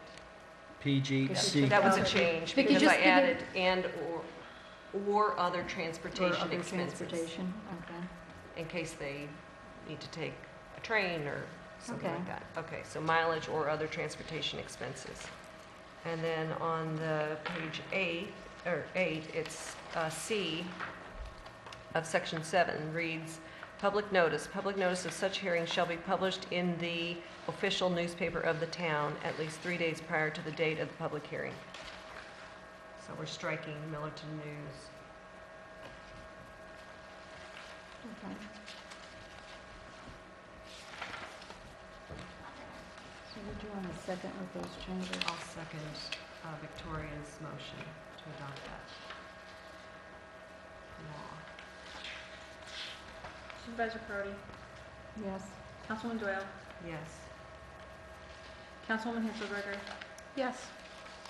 Councilman Perotti, Yes. Councilman Delango, Yes.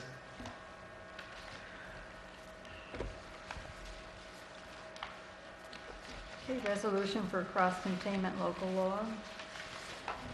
The reason this law came about. On April 10, 2014, I received a letter from the Dutchess County Department of Health for Amenia Water District Number 1, cross-connection violation, Town of Amenia. Dear Ms. Perotti, the department has received a request for an extension to remedy the outstanding cross-connection violation which was issued on January 1st, 2014, relative to property at 4879 Route 22 in Amenia. Based on the report from your code enforcement officer, John Fenton, which states that the well has been severed from the house plumbing, this department is willing to accept this as an air gap, which is a suitable backflow prevention device. The violation is now satisfied. Please be advised that it is the water system's responsibility to protect the system from contamination. Please remain vigilant in your efforts to protect the distribution system from sources of contamination such as private wells. Additional inspections will be needed to attain this goal. It is suggested that enforcement regulations be included in your cross-connection control plan as soon as practical. Please respond to the writer as to when this task will be received. And should you need to receive me to discuss these requirements, or if you have any other questions, I can be reached at 845-486-3404. Ronald Miller, Senior Public Health Engineer, Environmental Health Services. It's not really accurate that that letter was the reason for this to come about, considering that we've been discussing it last on August 23rd However, we did discuss it on of August 23rd. 2013. However, the, So to say that this letter was the cause for the law to come about is rather disingenuous, in my opinion. it said that we need to increase our enforcement regulations and include them in our cross-connection control plan as soon as practical. Since we already had started a local law, I mean, it was given to the attorney who actually, went through the local law that we had discussed last year, went through it and made changes. In addition, this local law number 2 was also sent to the Department of Health to see if it met their criteria and their law and their regulations. So based on those 2 items, using what we had originally used and actually strengthened it and made sure that it met Department of Health regulations, is why we're introducing local law number 2, resolution number. But it's not the basis. Yes, said enforcement regulations be included in your cross-connection control plan. I mean, the whole point of this is to increase our enforcement regulations, which we're being asked to do by the Department of Health. But this was ongoing well prior to Yes, it the certainly was. false report filed with the Department of Health, resulting in 4 months and 10 days of ongoing drama. False report. I've seen that report and it looked pretty, the evidence was most... I'm sure you've seen the report. No, maybe the public needs to see the actual photographs of the violation. Introducing local law number 2. Maybe they do. Of 2014, enacting a new Chapter 119 to Town Code entitled Water, and a new Article 1 of such chapter entitled Cross-Connection Control, at a meeting of the Town Board of the Town of Amenia, held at the Town of Amenia Town Hall, the 22nd day of May 2014 at 7 p.m. Supervisor Perotti, seconded by Councilman. Do I have a second? I'll second it. Move the following resolution to introduce a proposed local law to be known as Local Law Number 2 of 2014, entitled A Local Law Amending the Town of Amenia Town Code by adding new Chapter 119 entitled Water and a new Article 1 of Chapter 119 entitled Cross Connection Control. Now therefore be it enacted by the Town Board of the Town of Amenia as follows. Section 1, Statement of Purpose and Intent. The purpose of this legislation is for the Town of Amenia to establish rules in compliance with the New York State Department of Health regulations which require suppliers of public water to prevent the possibility of contamination from secondary water sources or potential health hazards into the public water supply by 1, requiring the users or customers to install an approved air gap, reduced pressure zone device, double check valve assembly or equivalent protective device consistent with the degree of hazard posed by any service connection, and 2, requiring the users or customers of such connections to submit plans for the installation of protective devices to the Town of Amenia Water Department operator, water superintendent, and/or the Dutchess County Department of Health for approval, depending on service connection size, and 3, assuring the protective devices installed as required in this article are tested annually by a New York State certified backflow tester. The list of New York State certified backflow testers can be found at http://www.health.ny.gov/environmental/water/drinking/cross/backflow_testers/dutchess.htm or at such other website subsequently designated by the New York State Department of Health. The New York State Department of Health enabling regulation is found at 10 NYCRR Section 5-1.31 entitled Cross Connection Control. Section 2, the Town Code of the Town of Amenia is hereby amended by adding a new Chapter 119 of the Town Code entitled Water, and a new Article 1 of Chapter 119 entitled Cross Connection Control to provide as follows. Chapter 119 Water, Article 1 Cross Connection Control, 119-1. Definitions: air gap, a physical break between a supply pipe and a receiving vestibule.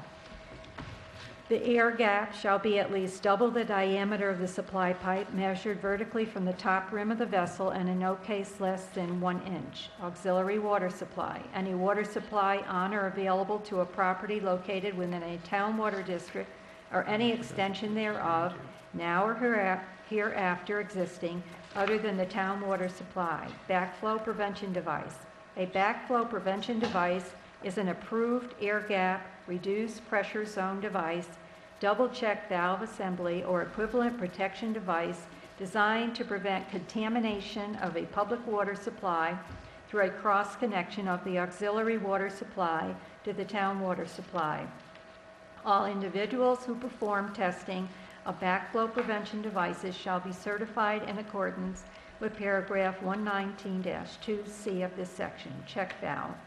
A check valve that seats readily and completely must be carefully machined to have free-moving parts and assured water tightness. The face of the closure element in the valve seat shall be bronze, composition, or other non-corrodable material which will seat lightly under all prevailing conditions of field use. Pins and bushing shall be bronze and other non-corrodable, non-sticking material machined for easy, dependable operation. The closure element or clapper shall be internally weighted or otherwise internally equipped to promote rapid and positive closure in all sizes where this feature is obtainable. Contamination, any physical, chemical, microbiological, or radiological substance or matter in water. Cross connection, any unprotected connection in any part of the town water system or supply or extension thereof, now or hereafter existing, used or intended to supply water for drinking purposes and for any source or system containing water or a substance that is not or cannot be approved as safe, wholesome, and potable for human consumption. Double check valve assembly. An assembly of at least 2 independently acting approved check valves, including tightly closed shutoff valves on each side of the check valves assembly and suitable test cocks, plus connections available for testing the water tightness of each check valve. Enforcement officer. The buildings inspector of the town of Amenia, who is authorized to enforce New York State Building Code, fire, property maintenance, and related codes, and is authorized by this local law to enforce this cross-connection control regulation.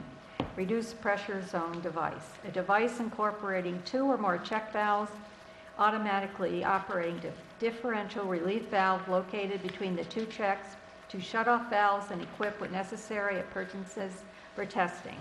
The device shall operate to maintain pressure in the zone between the 2 check valves, lessen the pressure on the public water supply side of the device.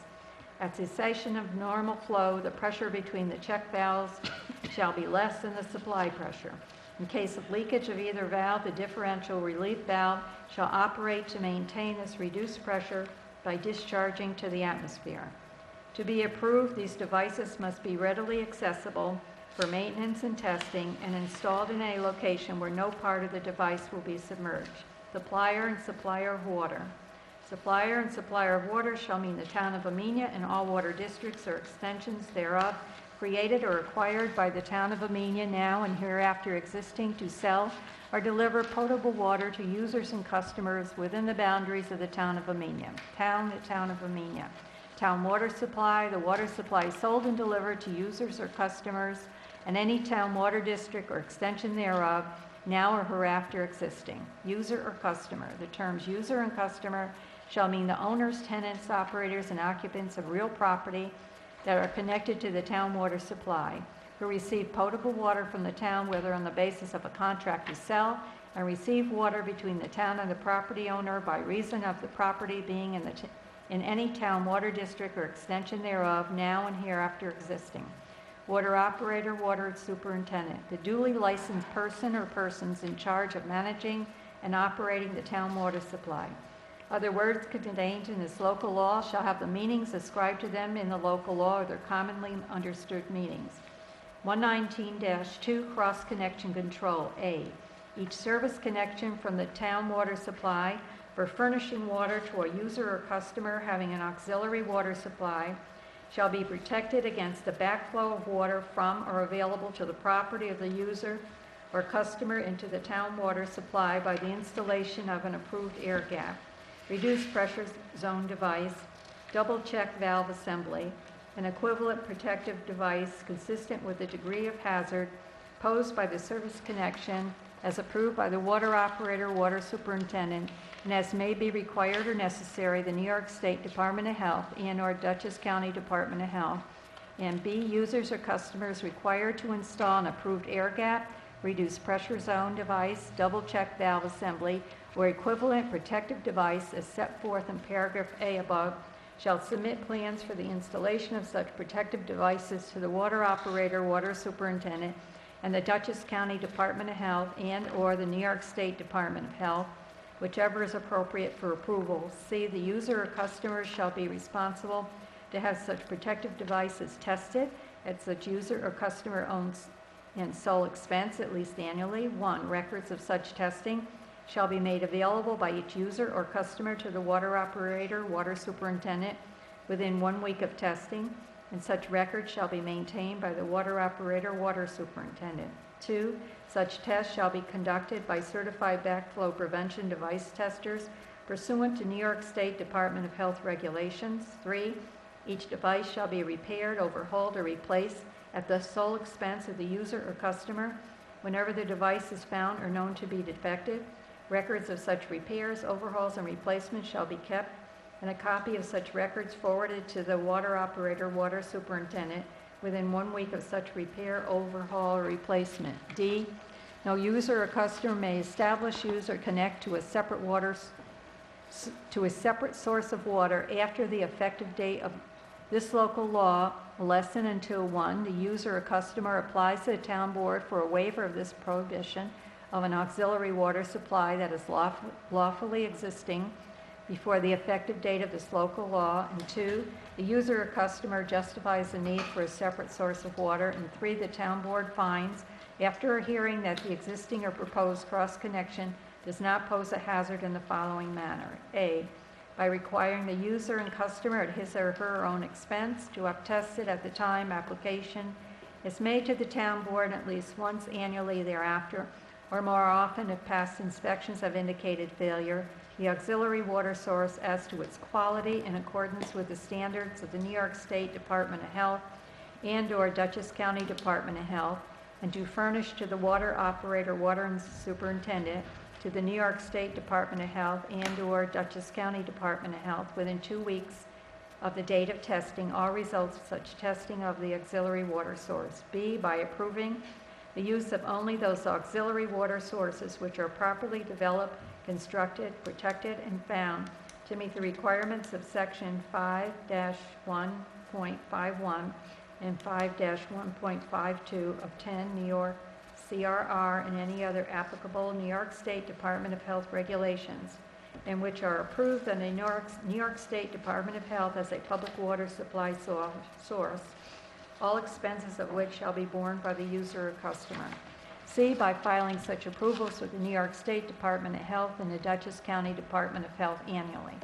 E, no user or customer in the town water supply shall make, install, or maintain, or direct, or allows his or her agents, service contractors, or employees to make, install, or maintain a cross-connection between the potable water distribution system or any appurtenance thereto and any other piping system connected to a separate or auxiliary water supply without a permit issued by the enforcement officer after approval by the water operator, water and superintendent, in accordance with all other requirements set forth in this article. F, in the event of contamination or pollution of the town water supply due to a cross-connection on the premises of any user or customer, the water operator, water superintendent shall promptly advise the town, the enforcement officer, and the Dutchess County Department of Health and/or New York State Department of Health as appropriate, so that appropriate measures may be taken immediately to eliminate the contamination.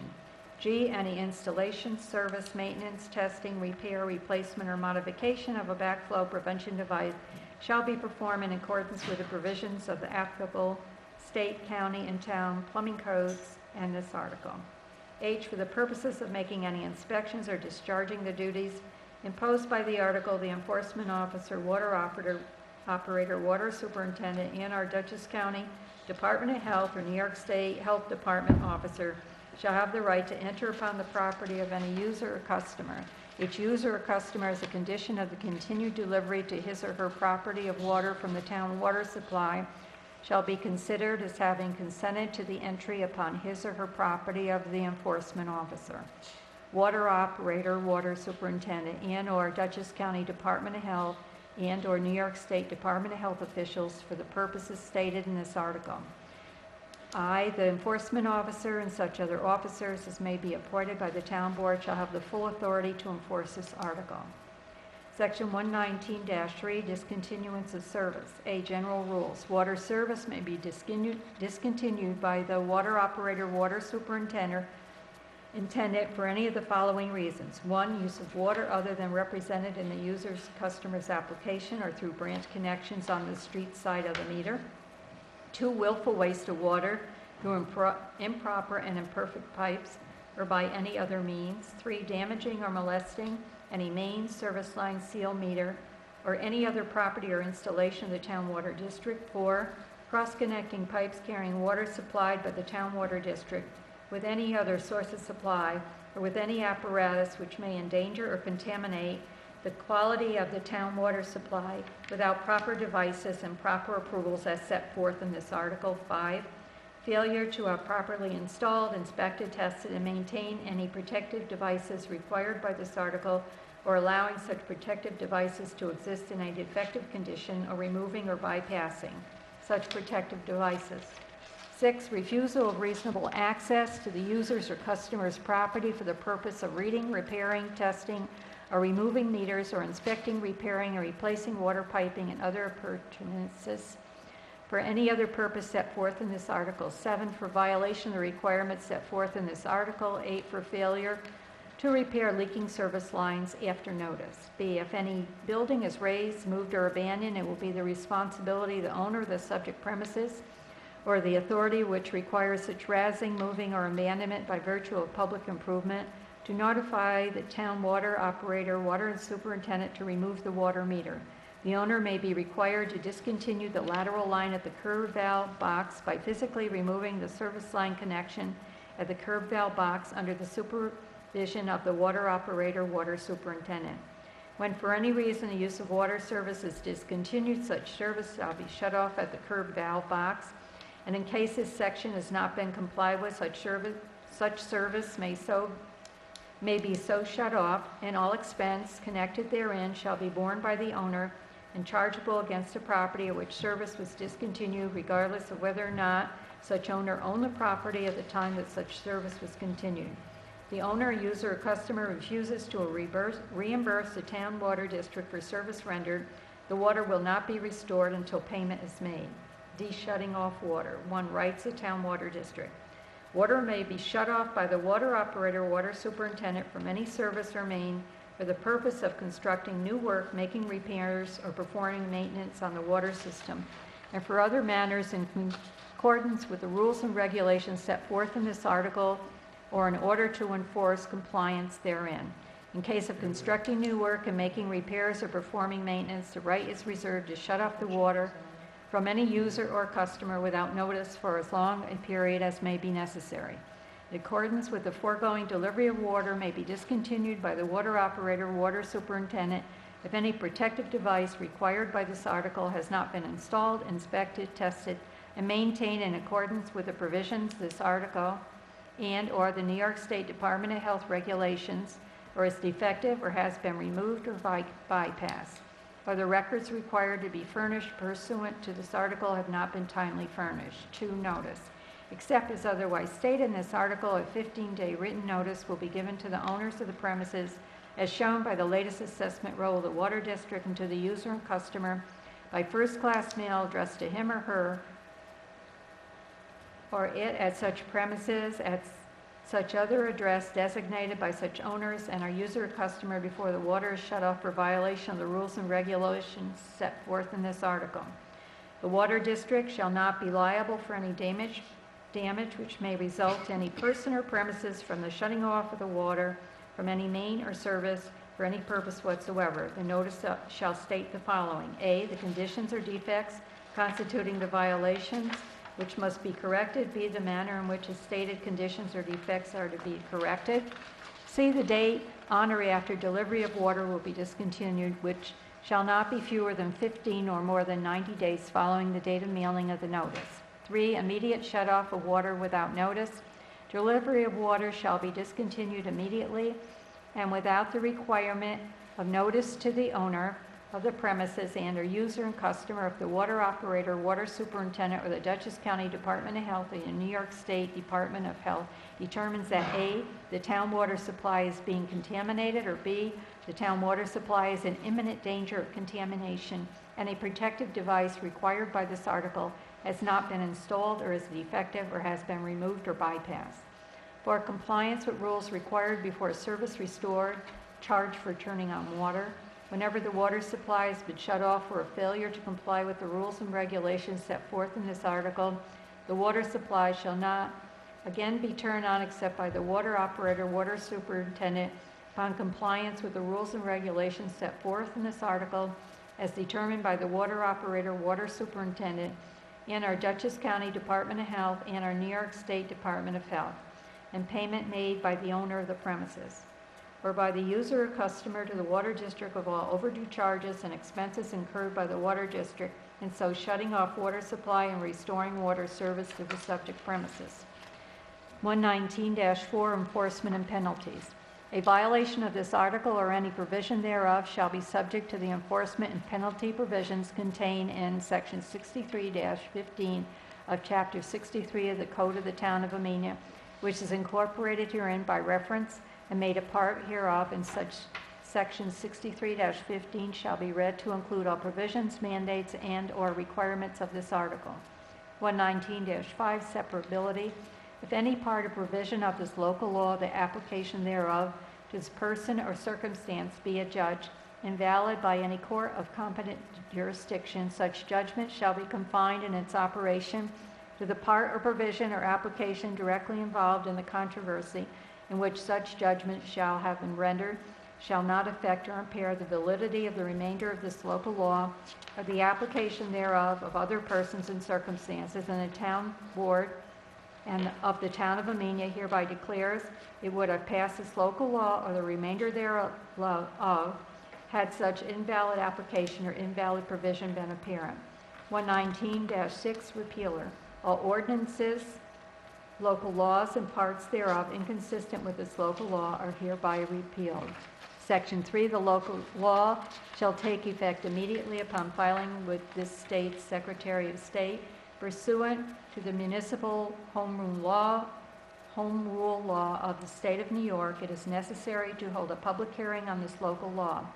Whereas on May 22nd, 2014, the town board introduced this local law for the town of Amenia to be known as Town of Amenia Proposed Local Law Number 2 of 2014, entitled A Local Law Amending the Town of Amenia Town Law by adding a new Chapter 119 entitled Water and a new Article 1 of Chapter 119 entitled Cross Connection Control. Now therefore be it resolved that a public hearing be held in relation to the proposed changes as set forth in the form of notice hereafter provided, which hearing interested parties shall have an opportunity to be heard, to be held at the Town Hall on June 12, 2014, at 7:00 p.m. That notice of said public hearing shall be published in the official newspaper of general circulation in the town of Amenia by the town clerk at least 5 days before such hearing, and that such notice shall be in the following form. Notice of public hearing. Take notice that the Amenia Town Board, Town of Amenia, will hold a public hearing at Town Hall for 988 Route 22, Amenia, New York, on June 12,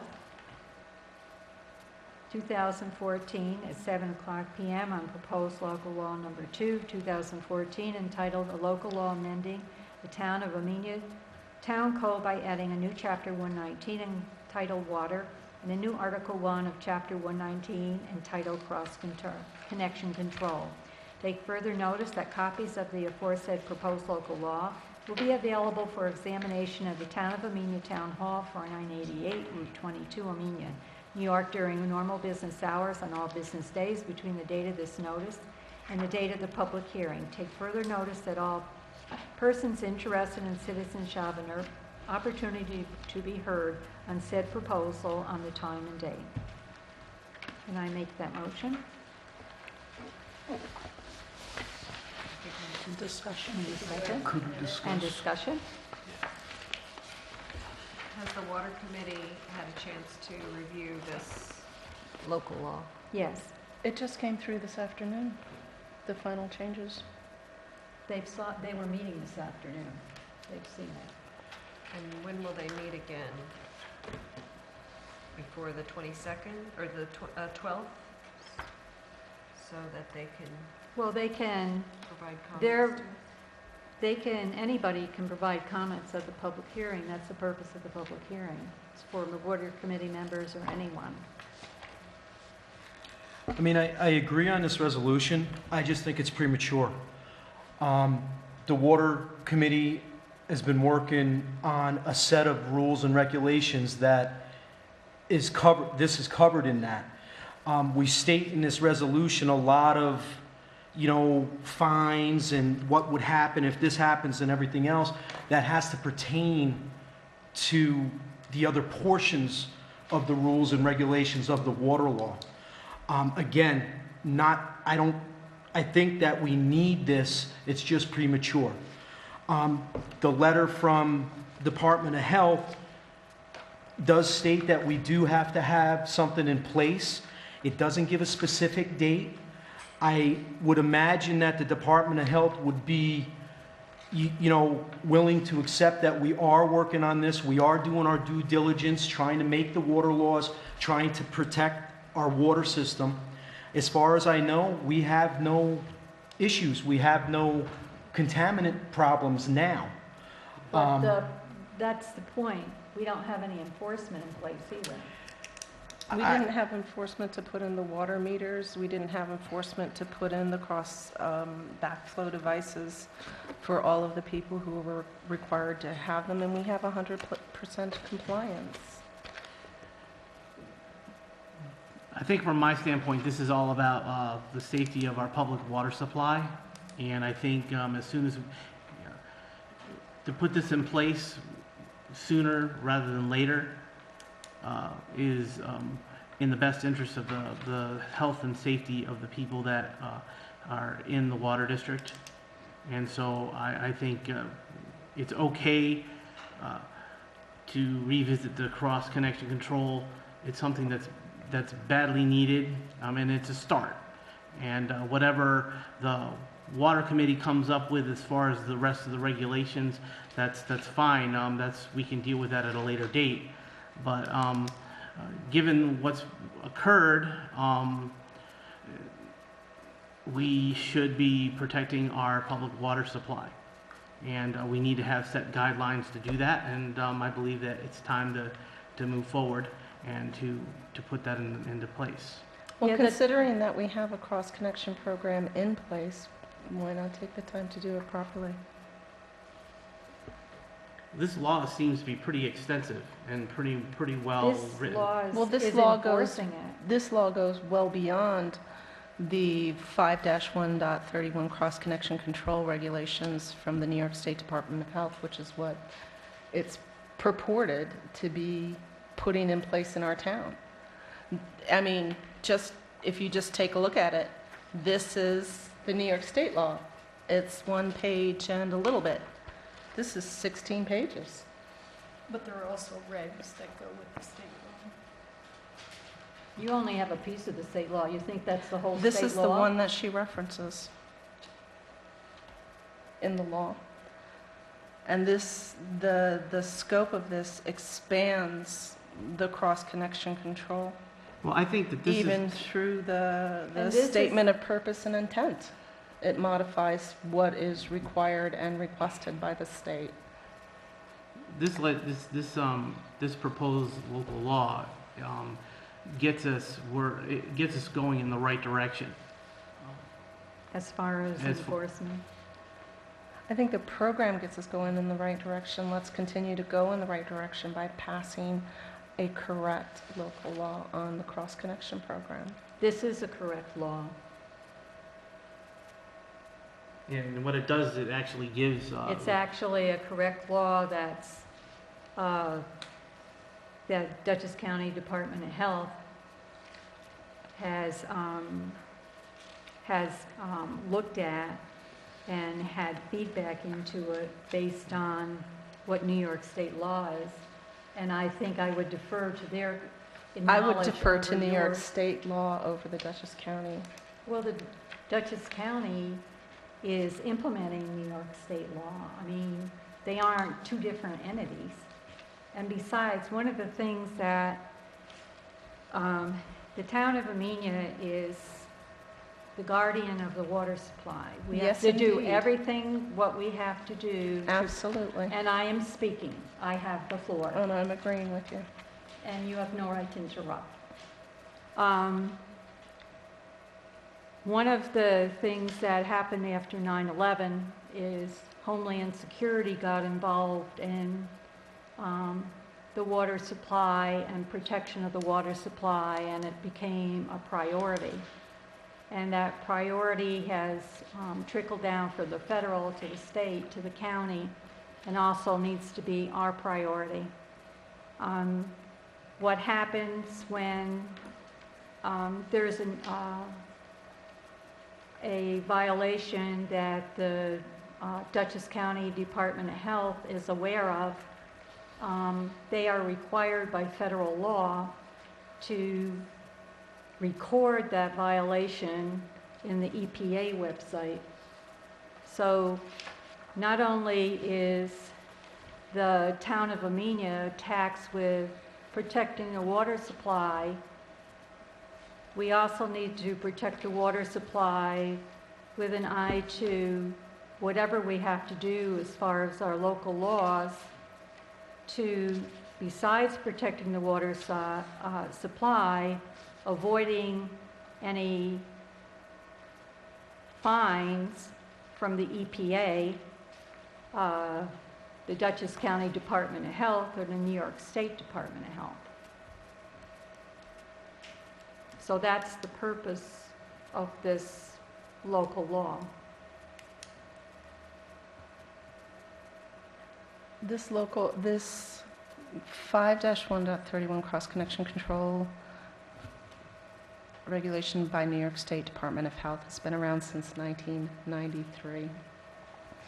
According to what I was told by our town water operator, the water department has been trying to get this cross-connection control program put through into local law for a very long time, with very many different ways of going about it. Having a violation listed on the EPA website, you mentioned Victoria, our water operator told us that we have none, and this was after the beginning of this calendar year. So that is great news that there aren't any issues with a 1993 law or a listing on a website. Well, there's one So- now. Well, what can I tell you? You make a false complaint into the board. You end up with what you end up with. I don't know what to tell you there. But as far as this law goes, in the statement of purpose and intent, There was the nothing false. New York's, yes, it was false. Well, we can sit here argue it all night, but there wasn't false. Well, it was false. The New York State Department Just to let of you know, you Health can foil regulations. for the report Absolutely, you can foil for the report. and the photos. And you can foil for any photos you want to foil for, and you can foil for any notes on it. You can foil for telephone conversations. You can foil for bills for lawyers. You can foil for any piece of information that you want. There's a lot of it out there. New York State Department of Health regulations, which require suppliers of public water supply, and in the proposed local law, you say to prevent the possibility of contamination. However, New York State says that it should be to contain the possibility of contamination within the premises of the user, whereas you have from secondary water sources or potential health hazards into the public water supply. So we could go through this page by page. I mean, the thing is, I'd rather see something that was just related to the cross-connection control and not expanded. I would like to see that the definitions are definitions, like, for example, the check valve, it only has the purpose listed. It doesn't actually have the definition. Under cross-connection, which is what the law is supposed to be about, it doesn't even have listed the purpose or a definition. For the reduced pressure zone device, it's just a usage regulation and not a definition. The auxiliary water supply should actually be listed as separate water supply. It's used interchangeably throughout the law. Service connection is not defined. The water district is not defined. The property scope would allow somebody who doesn't even have a connection to the water district or a potential connection to the water district to be covered under this, which it seems odd.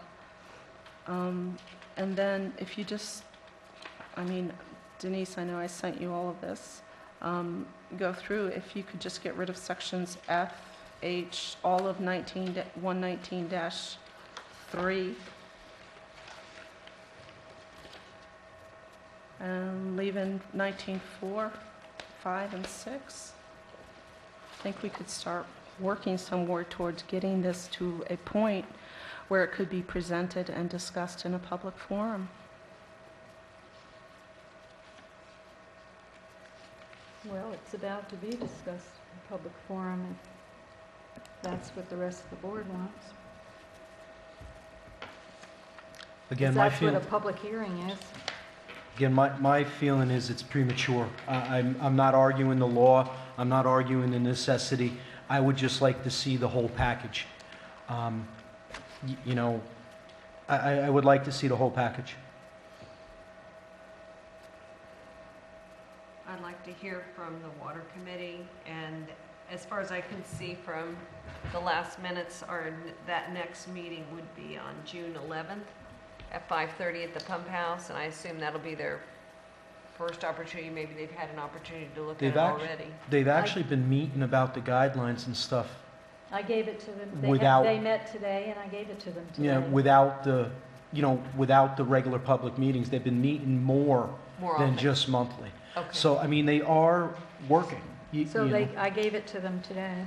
So I would like to hear from them that they are ready to roll. I'd like to incorporate whatever comments or let's just say consider the comments that they have, make those changes, and really present at the public hearing, the version that we know we want. That's, I would guess, the agree ideal with thing. that. On the other hand, it is perhaps a little cheaper to have 2 public hearings at the same time and put in the legal notice, although I don't know, maybe they charge us separately for the legal notices to be, I put them in as 2 separate ones. yeah, so we get charged separately anyway. Does it Yeah, save us but a dime? Again, So yeah. my whole thing, it's the water, we're doing the rules and regulations. What is it, section 119? And then everything has subtitles. I would like to see everything together. In that water rules and regulations, how much does it cost to connect? How much does it cost to shut off? Who's responsible from the curb to the house? Who's responsible from the house to the curb? I mean, there's so many other pieces. things, again, I'm not against this law. I'm not against protecting the water supply, but I would just like to see it done all together. I don't see the harm in waiting unless there is an imminent issue that, the way I read it, it doesn't appear that we have to have this done immediately, and I think that we should do it once and offer to the public the version that we're all very comfortable with. Okay. Supervisor Prodi? There's a motion on the table, Yes. first and second. Councilwoman Doyle? No. Councilwoman Hitzelberger? No. Councilman DeLango? No. And Councilman Prodi? Yes.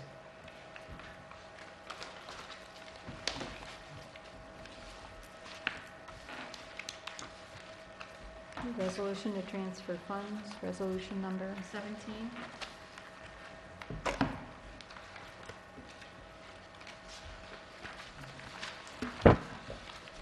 Whereas the town board has the authority to transfer funds when necessary or unanticipated to amend the budget, whereas the town budget line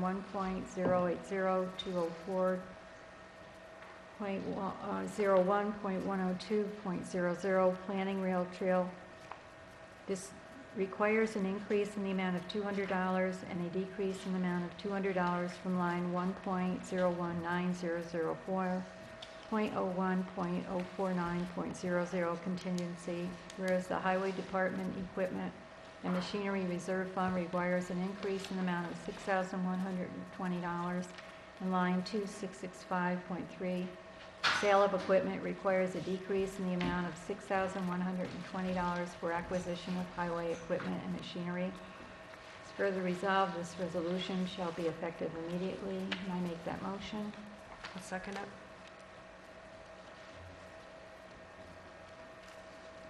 Discussion? I have a question on this. This is going into here, right, Victoria? Have the right line? Yes. 802-041-102. So aren't we still shy $4,300 in the line? No, because that doesn't show the journal entry that was done. All right. Because we already did a resolution to move this amount of money from contingency. Okay. Thanks.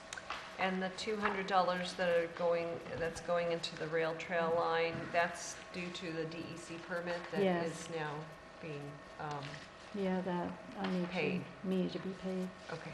And that authorizes them to go ahead, and what is the next step for the permit? They are going to review the plans and make sure that Yes. we are following the requirements that they have Yes, for it's, getting involved in the wetlands, right? right. Okay. And so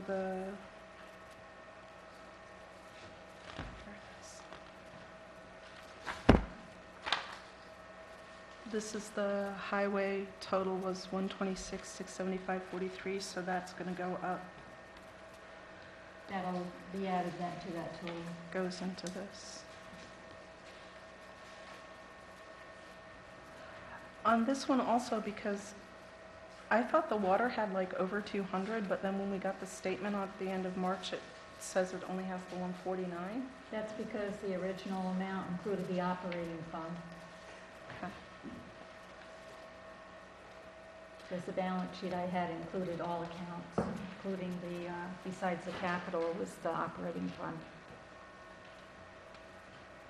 And this stays really static?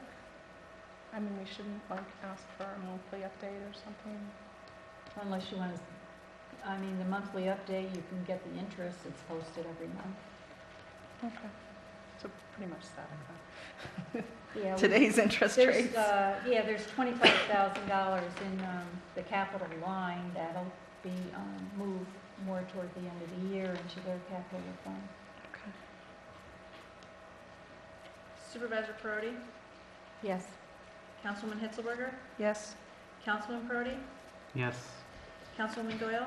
Yes. And Councilman Delango? Yes.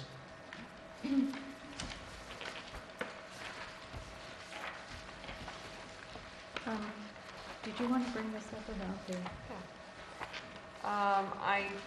Victoria and I both got an email from John Nolan of the Pace University's, their Land Use Law Center.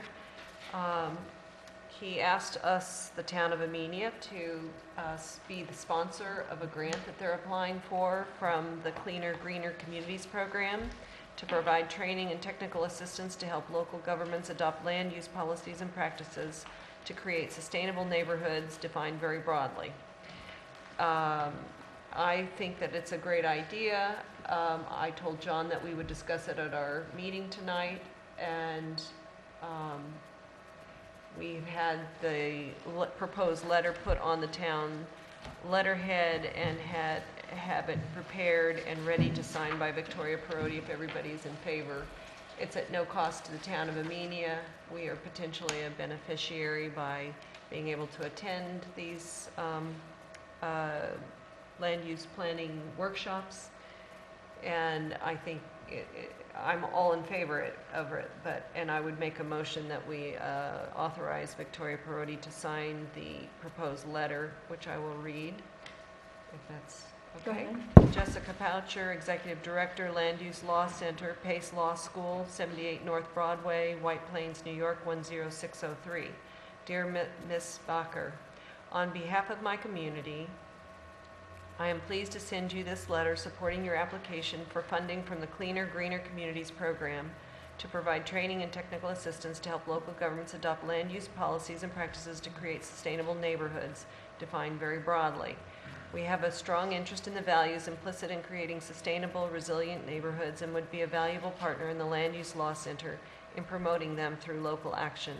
You can count on us to identify local elected officials, paid staff, key stakeholders, and land use board members to attend the training sessions. In addition, we agree to seriously consider adopting one or more sustainable neighborhood strategies as a result of the technical assistance you will provide. Please feel free to contact me for any information you need for your application. We will look forward to working with you in the event that this is needed and the exciting program is funded. Sincerely, Victoria Perotti, Supervisor. So we're not guaranteeing that we're going to adopt one of their sustainable neighborhood strategies, we'll just consider it. Seriously consider adopting it. That sounds fine. Okay, I need a second for that One motion. second.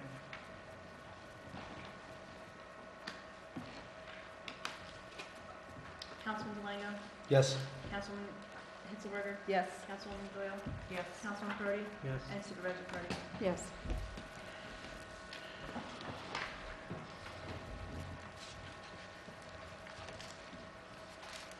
wanted to see what you thought of replacing the carpet in the meeting room.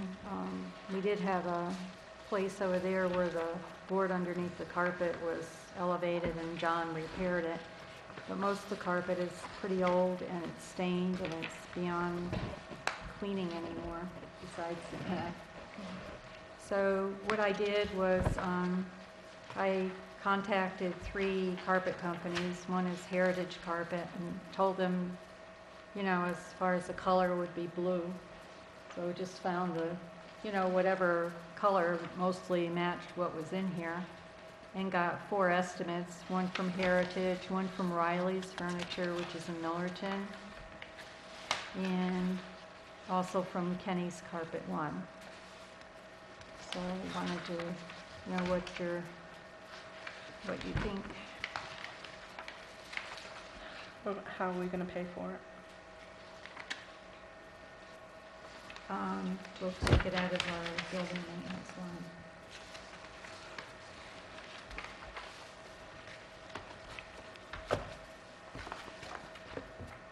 I guess I would be in favor of doing it. There's also the flooring at the back of the auditorium that needs to be done at some point, but I think probably, is this the next thing you recommend as far as on the short list of? Yeah, it's pretty bad. I mean, you can't even clean it anymore, just with the stains.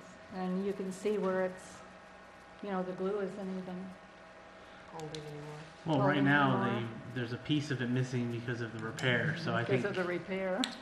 Oh, I didn't Because, even notice. yeah, if you went over there, I mean, you could have tripped over it because the Oh, board I was guess up we do like need this. it. So what happened to the carpet? The floor needed to be repaired? Yeah, the floor was buckled. I mean, is there any other spots that are gonna buckle like that? I mean, I hate to put a new carpet down and the floor buckle, and we gotta cut the new carpet. Why did it buckle? Does anybody know? I guess it's been like that since we Mhm. moved in here. I mean, it didn't just buckle. And the only thing I'm thinking, you know, I live in an old house, and every time you touch one thing, you find 20 other things. So I'm thinking that if we pull up the floor, maybe we might find something that might cost us more and more and more money. And don't we still have leaks in the auditorium? Well, those... No, they were repaired. They're Oh, really? repaired? Yeah. That's Oh, yes. fabulous. Terrific. Silo Ridge. Silo Ridge did it? Silo Ridge repaired it, Thank you, Amazing. Pedro. and they're in the process of painting the bathrooms. That could not have been easy. Those gutters are part of the building, so they Yeah. must have had to rip the Well, bricks. they had to clean them and, Wow. Well, we have like 14 grand in that line. Well, I think Is we should there any- repair this. Anything else that we're forgetting? Michael, you've been doing a lot of the building stuff. I mean, what about keeping hardwood floors like we did upstairs? I mean, people are paying for hardwood floors and we're covering them with carpet. well, it's just that, and this particular room is our meeting room. So, you know, if you have hardwood floors and chairs are moving, Yeah. It does make you a know, lot of noise. it would be quieter. It is more expensive to do the And what does our hardwood video floors. guy think? The sound would be a problem? floors. Oh, yeah. Bad acoustics. Bad Very acoustics. bad. Okay. Bad acoustics, okay. So it's cheaper and better for acoustics. So I guess I would make a motion that we accept the Riley's Furniture quote of $1,422.15, which is the low bid. I'll second that. The only thing I would say is maybe John can just go over the rest of the floor, see Yeah, if there's he can any, do that. any spots, you know, before we rip everything up. You know, let him jump up and down on a couple spots and let's see what happens. I mean, if he Okay. needs a heavyweight, I'll come over and do it. But, They're not We gonna- can, we Otherwise- can they're not both gonna do put it, this and here, are they? They're just gonna put it where No, it exists? no, Okay. where it exists. Okay. No, they're not gonna touch this. Yeah. Just that looked so bad. Councilman Delango? yes, Councilwoman Hinselberger? Yes. Councilwoman Doyle? Yes. Councilman Perotti? yes. And Supervisor Perotti? Yes.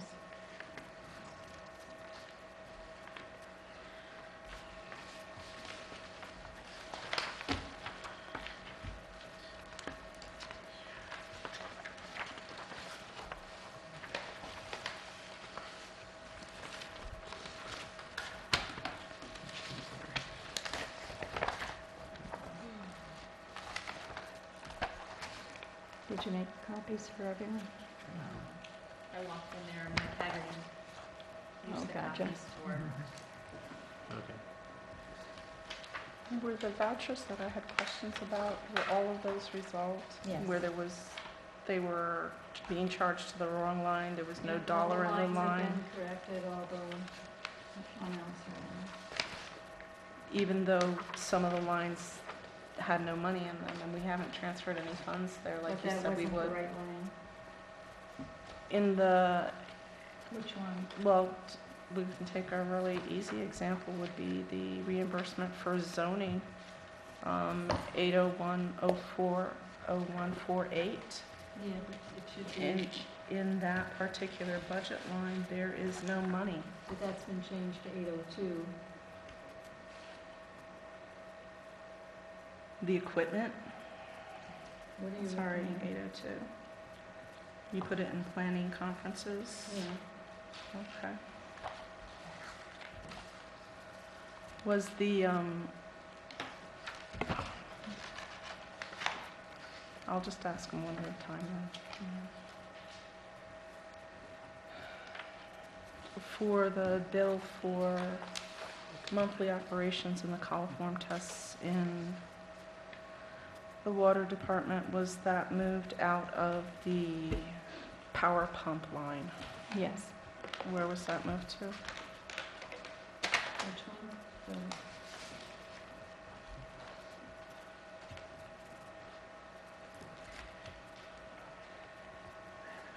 Oops, where are you? Not seeing where- here it is. Don't worry, Mike, I made notes. You'll get to see your children again. It's 8330406-117. 17. That's for the coliform test, but not for the, It's for both. For the test. the $2,500 charge, isn't that the, They all go to, they go PS together, they're on the charge? same bill. shouldn't they be broken up though? Because one is for laboratory testing and the other one is for personnel, It's not for personnel. It's Oh, all it's part of the same the thing. contractor. It's his monthly fee.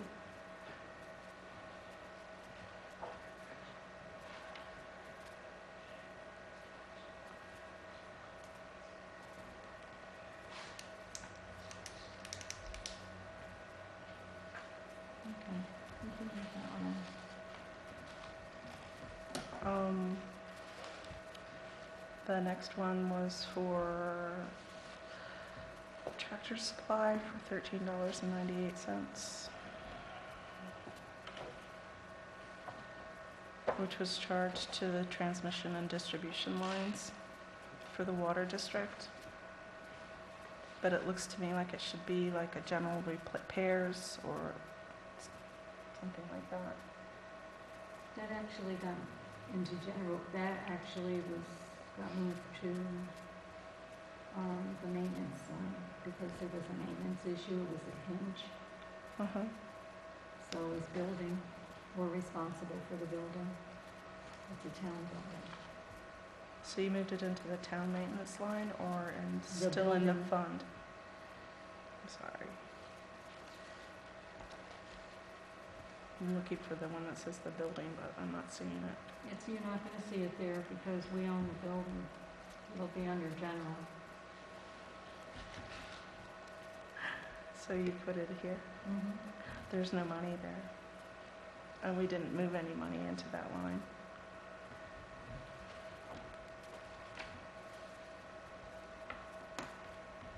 Maintenance buildings. Sweet. Okay.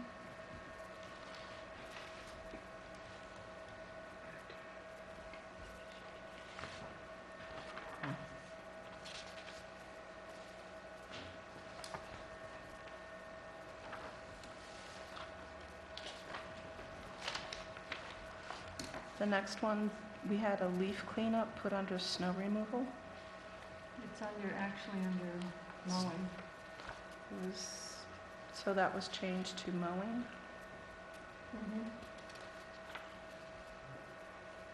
That's what it was related to. He removed, the leaves were so thick and Yeah, that heavy was, there, rather than mow over them and make a mess at a cemetery and have it look like a mess for Memorial Day. We have plenty of money in that line, because his bid came in under budget.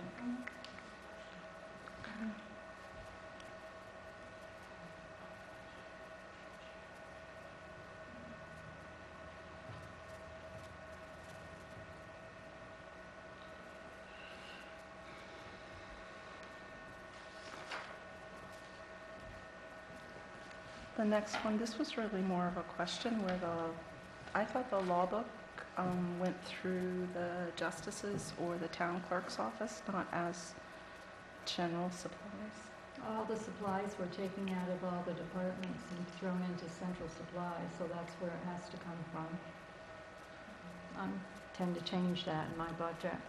Well, it did save us $13,000 over the last couple of years, which is a pretty hefty savings. So what was the supply? What do you mean, what was the supply? What was the supply for the law books? Well, That was the look to see what's general attached. supplies. I don't have the attachment. You have Well, that. there was an attachment, you just didn't make a copy of it. I was being conservative with my paper usage. But you're saying this is a general supply, okay. That's fine. Well, since you can't remember what you looked at, I guess I better look it up. I know, I appreciate that, Victoria. As I said to you when I was signing the voucher, I was trying to understand this better. Because you have it as a central storeroom supply. Their marriage ceremony certificates, that's where it would have come out of.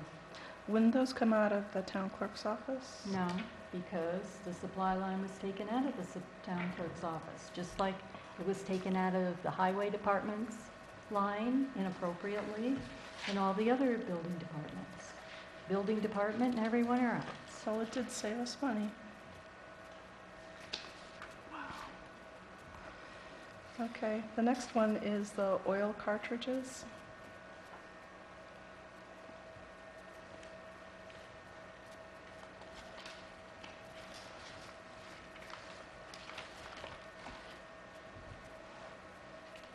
There was no dollars in the fund that it was assigned to. It's in 16201.01.062, and there's dollars in that fund. Thank you. The next one was diesel. Yeah. Was Oh, charged to not- Amenia Parks, but it's gasoline Well, that's, or diesel or heating fuel. I don't know what it's used for. actually, that diesel was purchased for one of the pieces of equipment at Amenia Parks. And the line it should come out of is 711-04000.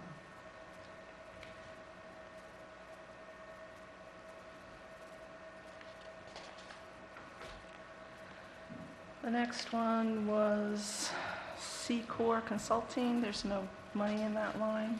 Yes, there is. It reflects as zero. Actually, it reflects as being overdrawn by $3,735.75.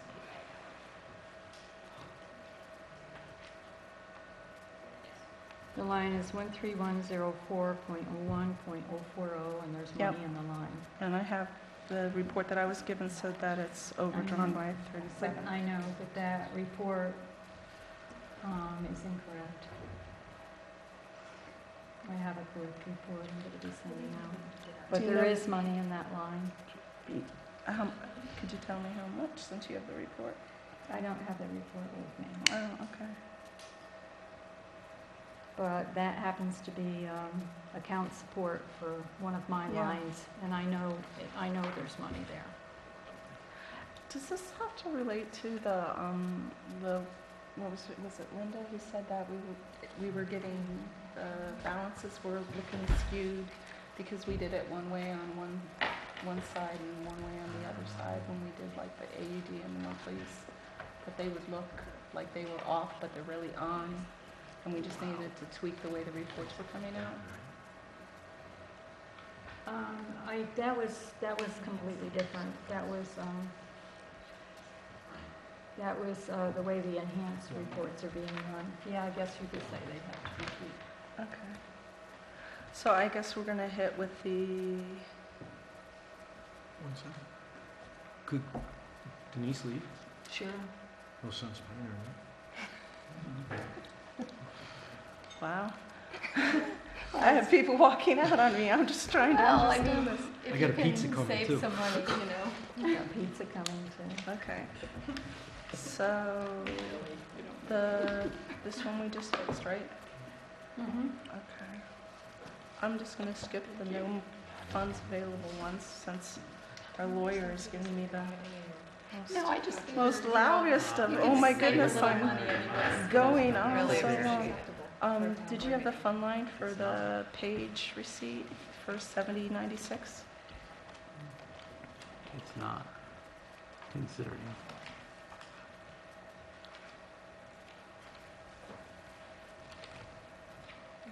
$16204.0106.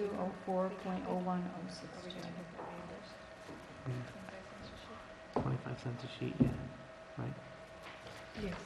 25 cents a sheet to I photocopy. guess For it's the same photocopy. for the You're saying But not it'll be- 2367?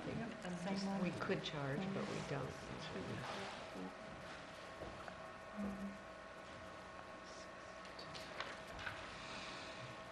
And it's the same, the funds.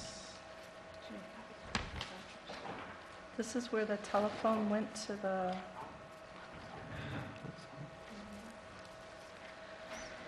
telephone got charged to the water distribution lines.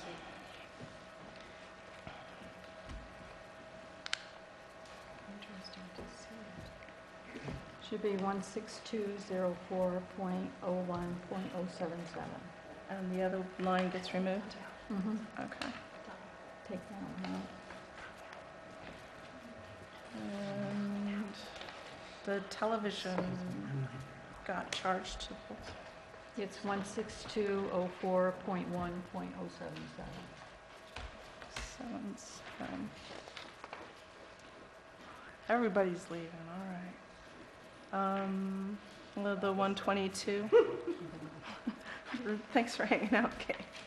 The 122 for BAS.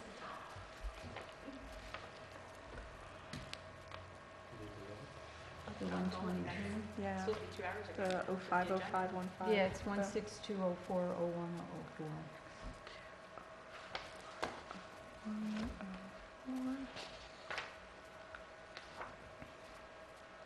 And that was all I had. Victoria, thank you for taking the time for going over that with me. I look forward to getting the updated report for May. Thank you.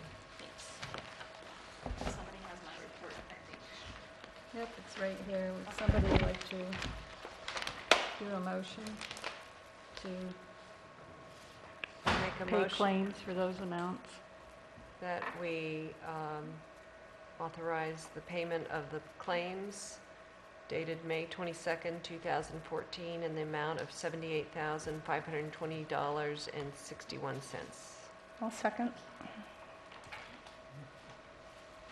Councilman Lango? Yes. Councilwoman Hinzelberger? Yes. Councilwoman Doyle? Yes. Supervisor Perotti? Yes.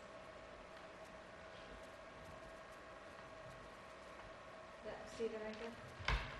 Stephen? Authorize the payment of Vote on paying claims? $181,000. Yes, I would. Thank you.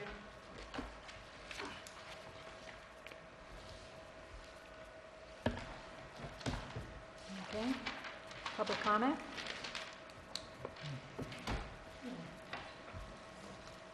Chris Klingner down in Amenia. Just want to thank you for being so frugal with the money and wasting about 2 hours of the attorney's time. Thank you. You're welcome, Chris. Chris, I did have a question from somebody. They wanted to know when the Recreation Committee would have the summer camp applications available. June 12th and June 12th and 19th, Kathleen has made arrangements for me to do summer camp signups here at the town hall. Terrific. I told her that we could set her up somewhere. Is there any other public comment? Town board comments? I got one thing. The light poles that the Lions Club was looking to get donated from Silo Ridge. I did check into it. I had a little discussion with John McCurdo. They're 30 years old. They're going on 30 years old. We don't know what works, what doesn't work. By the time they're retrofitted to become energy efficient and cost saving and everything else, it's kind of, you're spending dollars to save pennies. So I do recommend that even though it is a generous offer, we can't, we're not going to, need them right now. It's not going to fit our purpose right now. So I talked to Wayne about it already, and I told him, what I thought. So I just wanted to let the board know that. I see the air conditioners are here. Let's get some hot weather now and see if they work. No, we don't. Not We don't yet. want to spend the money on electricity till we have to. Let's just not forget to turn them off this year. Not the one in this room. This one stays on. I'm not talking about the one that's cooling our computer equipment. Is there any other town board comments? I've wanted to say something for a while on the legal costs. I know different town supervisors have different attitudes towards having the town board have direct access to our lawyer. The fees being much higher than any of the other legal expertise or any other expertise we can use. I wanted to ask Victoria what her policy was, because it was my sense that you as the supervisor and as the chief fiscal officer and watching that line, it would be very hard for you to keep costs at a minimum if all the town board members were separately accessing the town attorney on their own time and incurring charges that way. It's my opinion, and it might not be yours, I don't know, but that each town board member should ask Victoria if they could access the town attorney before they actually do that, or Victoria could then say, look, I already have the answer to this, or I'm going to have these 5 questions I'm going to ask very succinctly. What is your issue? And I'll include that. Or B, that might be an issue that you could access the Association of Towns and find out if in fact that's a generic question that could be answered at no cost, which I often do Lori Mithen, because I know it doesn't cost anything to the town. So I freely ask for her advice on issues that come up. Is the putting something on the law books really a cost that should be under supplies, central supplies, or does it go somewhere else? I mean, there's a lot of generic questions that we need access to, and we pay $1,000 a year to have that access. So those are my I agree. questions. So if that's the policy that you think would make the most sense, I would. Yes, because sometimes the questions that someone on the board might have, especially if they haven't been on the board a long time, there's other places you can get the answer that other than through the attorney. Like you said, Association of Towns, other agencies, Dutchess County Human Resources. I mean, John Fenton. yeah, there's a lot of Laura places. Fontaine. So I think that's probably the way we should going forward if we want to keep down the attorney costs. Because last year the attorney costs were astronomical, and we want to keep them as low as possible. I would think that the members of the board would be able to judge whether or not it was necessary to utilize the town attorney or the other outside resources. For example, one would utilize the town attorney on the local laws, as I did with Denise, trying to get a hold of her this week and last week to go over proposed changes and discuss the proposed local laws. Those are specific to this board for generic questions. Though, yes, I would agree that you would use the Association of Towns.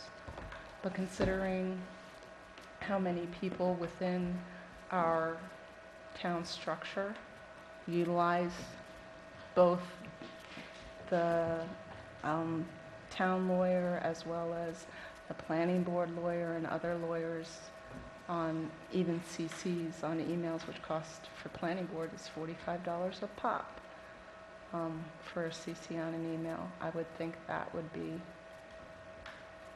want to be more closely looked into. I think having the authority first, to pass that through the head of the town board or the head of the planning board, is this an appropriate use of the attorney and my paid time? Like the planning board secretary, I see, she makes calls to make sure that everything's in order and makes sure that the meeting is conducted as efficiently as possible. The town board members also have that concern, but we would go through Victoria, is my proposition. We would go through her first. Can you answer these questions already? Can we group these so that we don't, each one of us perhaps, make separate phone calls and say, I need you to explain this, I need you to explain that, and we could run up, potentially, a lot of money that we don't necessarily have in that line. So I think being fiscally conservative, we go through Victoria first, say, here's what I have in mind, here's my question, is it okay if I talk to Victoria, our lawyer? That's my proposal, that we simply just ask I would first. think that if one disagreed with the topic with Victoria on going through the lawyer, she would say, no, there's no need to change that, like she did today with the planning and ZBA law. But it comes There's out in no no need for discussion change. anyway. It cuts Yeah, right. out all discussion, and it But there cuts was out that discussion here feedback. Tonight, we had access to a Only lawyer. because it was forced. No, Well, I it think wasn't it's- forced. No, Discussion, of course. it's part of the This procedure. is an open meeting, and we all have access to legal advice right here at the table at the worst case scenario. Worst case scenario, you can ask that lawyer any question you want while we're here. I mean, that is an opportunity to make you. Well, it's the town lawyer, not the supervisor's lawyer. Actually, I think your point is well taken, because I remember seeing one of Ian McDonald's bills from Porco, where you had asked him whether or not we should get a resignation or something from the former bookkeeper, who was also water treasurer, Right? before advertising for it, and it cost the town $254. And the Right, same we were question, trying to find and out. the same question could have been answered had you called Dutchess County Human Resources Mhm, for free. mhm. So that's the kind of thing that Vicky's talking about. I understand what she's talking about. I had no question about it, what she was talking about. I'm just I guess saying what I we're- disagree with it. I guess what we're trying to limit is the back and forth, Yeah, the right. back and And forth, we're the back trying and forth, to the back limit the and forth. cost also. But that's what I'm saying, the back and forth. I mean, how many emails was there this week on this law that we discussed for an hour and a half anyway? That's. On which one? On the The ZBA law. ZBA? Two what? 2 emails. 2 emails on the ZBA law? Yeah. Well, I don't think so. Not between you and me, but from Denise, yeah, 2. With the lawyer. Yeah. So it doesn't matter necessarily what has happened in the past, but what could potentially happen. And I've been, when we interviewed Denise and we agreed on her, I knew that one of the reasons why we're changing lawyers is because our fees had gotten out of hand. So I said, Denise, you're hired, but this is the last time I'll probably talk to you individually. This is my phone call to you. You're hired. Here's what the board wants you to provide. Here are the questions they have for you. And then you'll speak to Victoria thereafter, because that was my personal policy. And I think it feels like it works for me, because I know I have access to her twice a month. Here at a meeting, I can ask it in front of everyone, we all hear Right, it, we've all asked and that, we right? all become educated, whereas we might all be trying to access her separately on the same questions, and she's got to stop what she's doing and start billing us per hour. So I would make a motion that we adopt the policy, that if we have a legal question and we want access to paid attorneys, we first go through Victoria first and find out if that's a legitimate question to ask, because you need that advice right now, at this moment, and you need her particular advice. And the Association of Towns, or the Human Resources, or the ZBA guy, or the, you know, all these other free resources, or the ones who are already on paid time for us, That's right. are not able to answer that question. I agree with that. Okay, I'll make the motion just so I just get that off my chest. And I will then we can second go. it. Okay. Councilman Delango. Yes. Councilwoman Hitzelberger. No. Councilman Perotti? Yes. Skip around.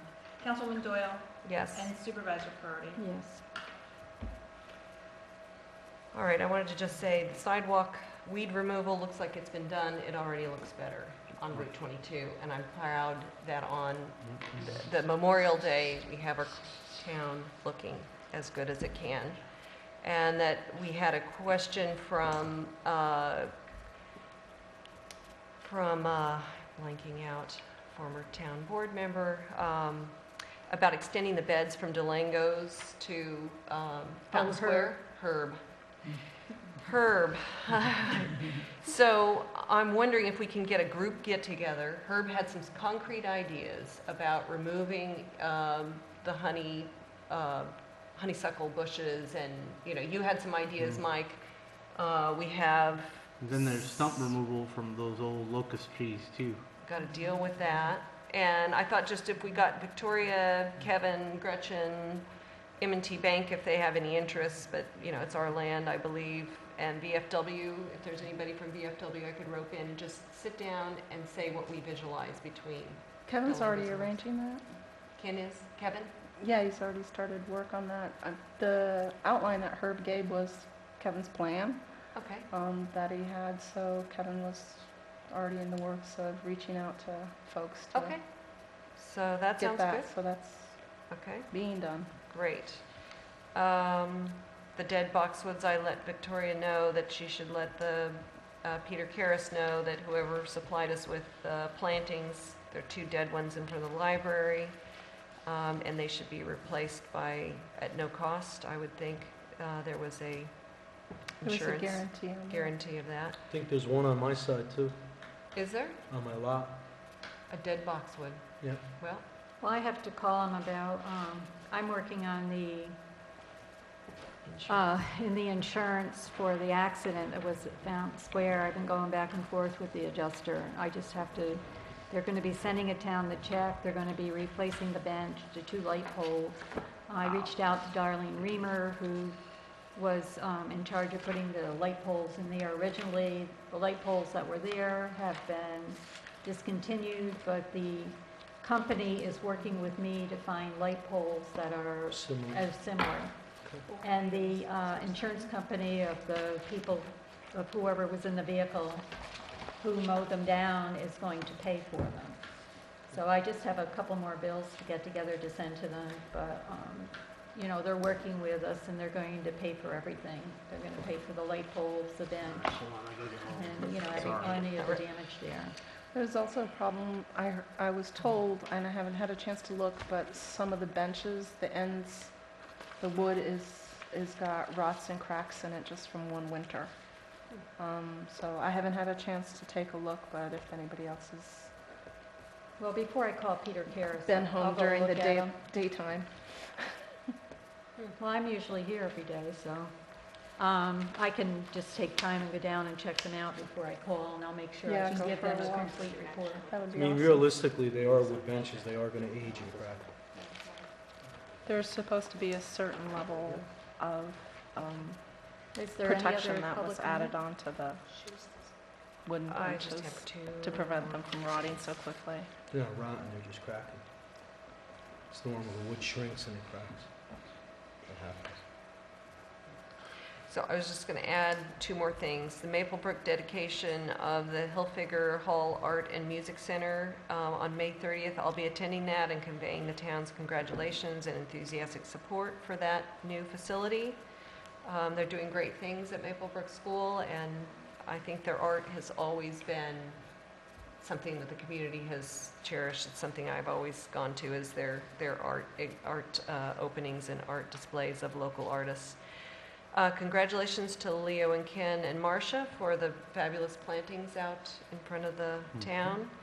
And I'm going to the 10 Mile Watershed Forum on June 7th, 9 to 1:30. If anybody else wants to join me, I'd be happy to ride share to Weathersfield Carriage House. We might be going too. Are you thinking? We're Okay. thinking about it. Yeah. Good, good. That's all I have.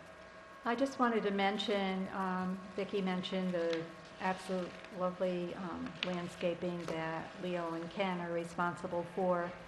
They had brought, when they announced this wonderful gift, they brought 2 renderings of what all the plants would be they are planting. And I asked them for them back, and they're in the hall. So if anyone would like to come to Town Hall and see the display and a list of, of all the plants that are being planted, they're welcome to come and look at it. I had a email from, does anyone else have any other town board members? Just to remind people that Planting Day is this Saturday, meet at Fountain Square, and the Enhancement Committee will be planting in over 700 plants and flowers in the hamlet of Amenia. Should be fun. Oh, thanks to Ian Holbeck for providing, what do you call that, chips, and to Maplebrook School, which are going to bring some students to help us out. Everybody all set? Okay, I had an email today about the flags that the Amenia Lions Club purchased. Some of the kind of the more winter ones are still up. And I got a return email from Alan Gamble, who's the president, and he said they've ordered 2 other types of flags, and they have volunteers who are going to take down the current winter ones and putting up spring ones very soon. They just apologize that they hadn't gotten to it, but it's such a wonderful gift to the town. We can excuse them a few more weeks of winter flags until they get the next series up. I saw that come up on Facebook, and I passed along the information, because that's where the question started, and then she sent you the email. So I passed along that way to the information about that. Alan said that they're on order and should be coming in soon. Of course, giving you creds for reaching out to Alan. Okay, that's good. At least, people know that they're coming. Yeah, absolutely. I have an announcement. There will be a memorial service for B. Nelligan on Saturday, June 7th at 10 a.m. at the Gridley Chapel in Wassaic, New York. What time did you say? At 10 o'clock. I'd also announce that the VFW Post 544 Auxiliary donated $100 for Fountain Square Veterans Memorial spring planting season.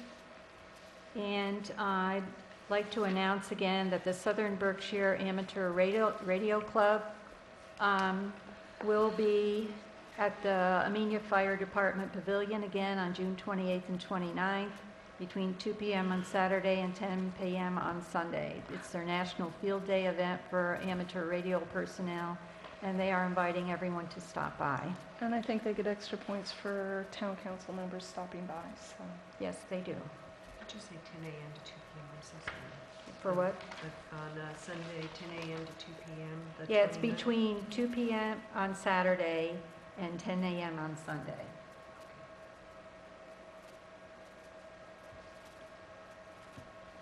This weekend? It's in June, Oh, I'm the sorry. 28th and 29th. I just want to, Mike, if you're free this weekend, Sunday morning, Amenia Firehouse, 5K race walk. It's our second annual. oh, is it this Sunday? It's this Sunday. Oh, my God. And what time is it? Registration begins at 7 a.m. The Ooh. race walk begins at 8 a.m. And what color are the T-shirts? That's going to be a surprise for those that come. I'm picking them up tomorrow. At 7 a.m.? That's this Sunday? The fee, yes, this Sunday. The fee is $40. You'll get a participation medal, a T-shirt. The donation goes towards the Amenia Fire Company. And the top 3 winners, women and men, will get a special medal. Now that's walk or run, right? Walk or run. You're gonna have to run to get that special medal. Okay. Like Because I'm more of a 18-minute walker run. than a runner. So I want to make sure. Yeah. I stopped running when I got my driver's license. Yeah. I only run when chased. Well, if there's nothing else, I make a motion to adjourn. Second. These are All in to favor? sign. Aye. Am I the only one that said aye?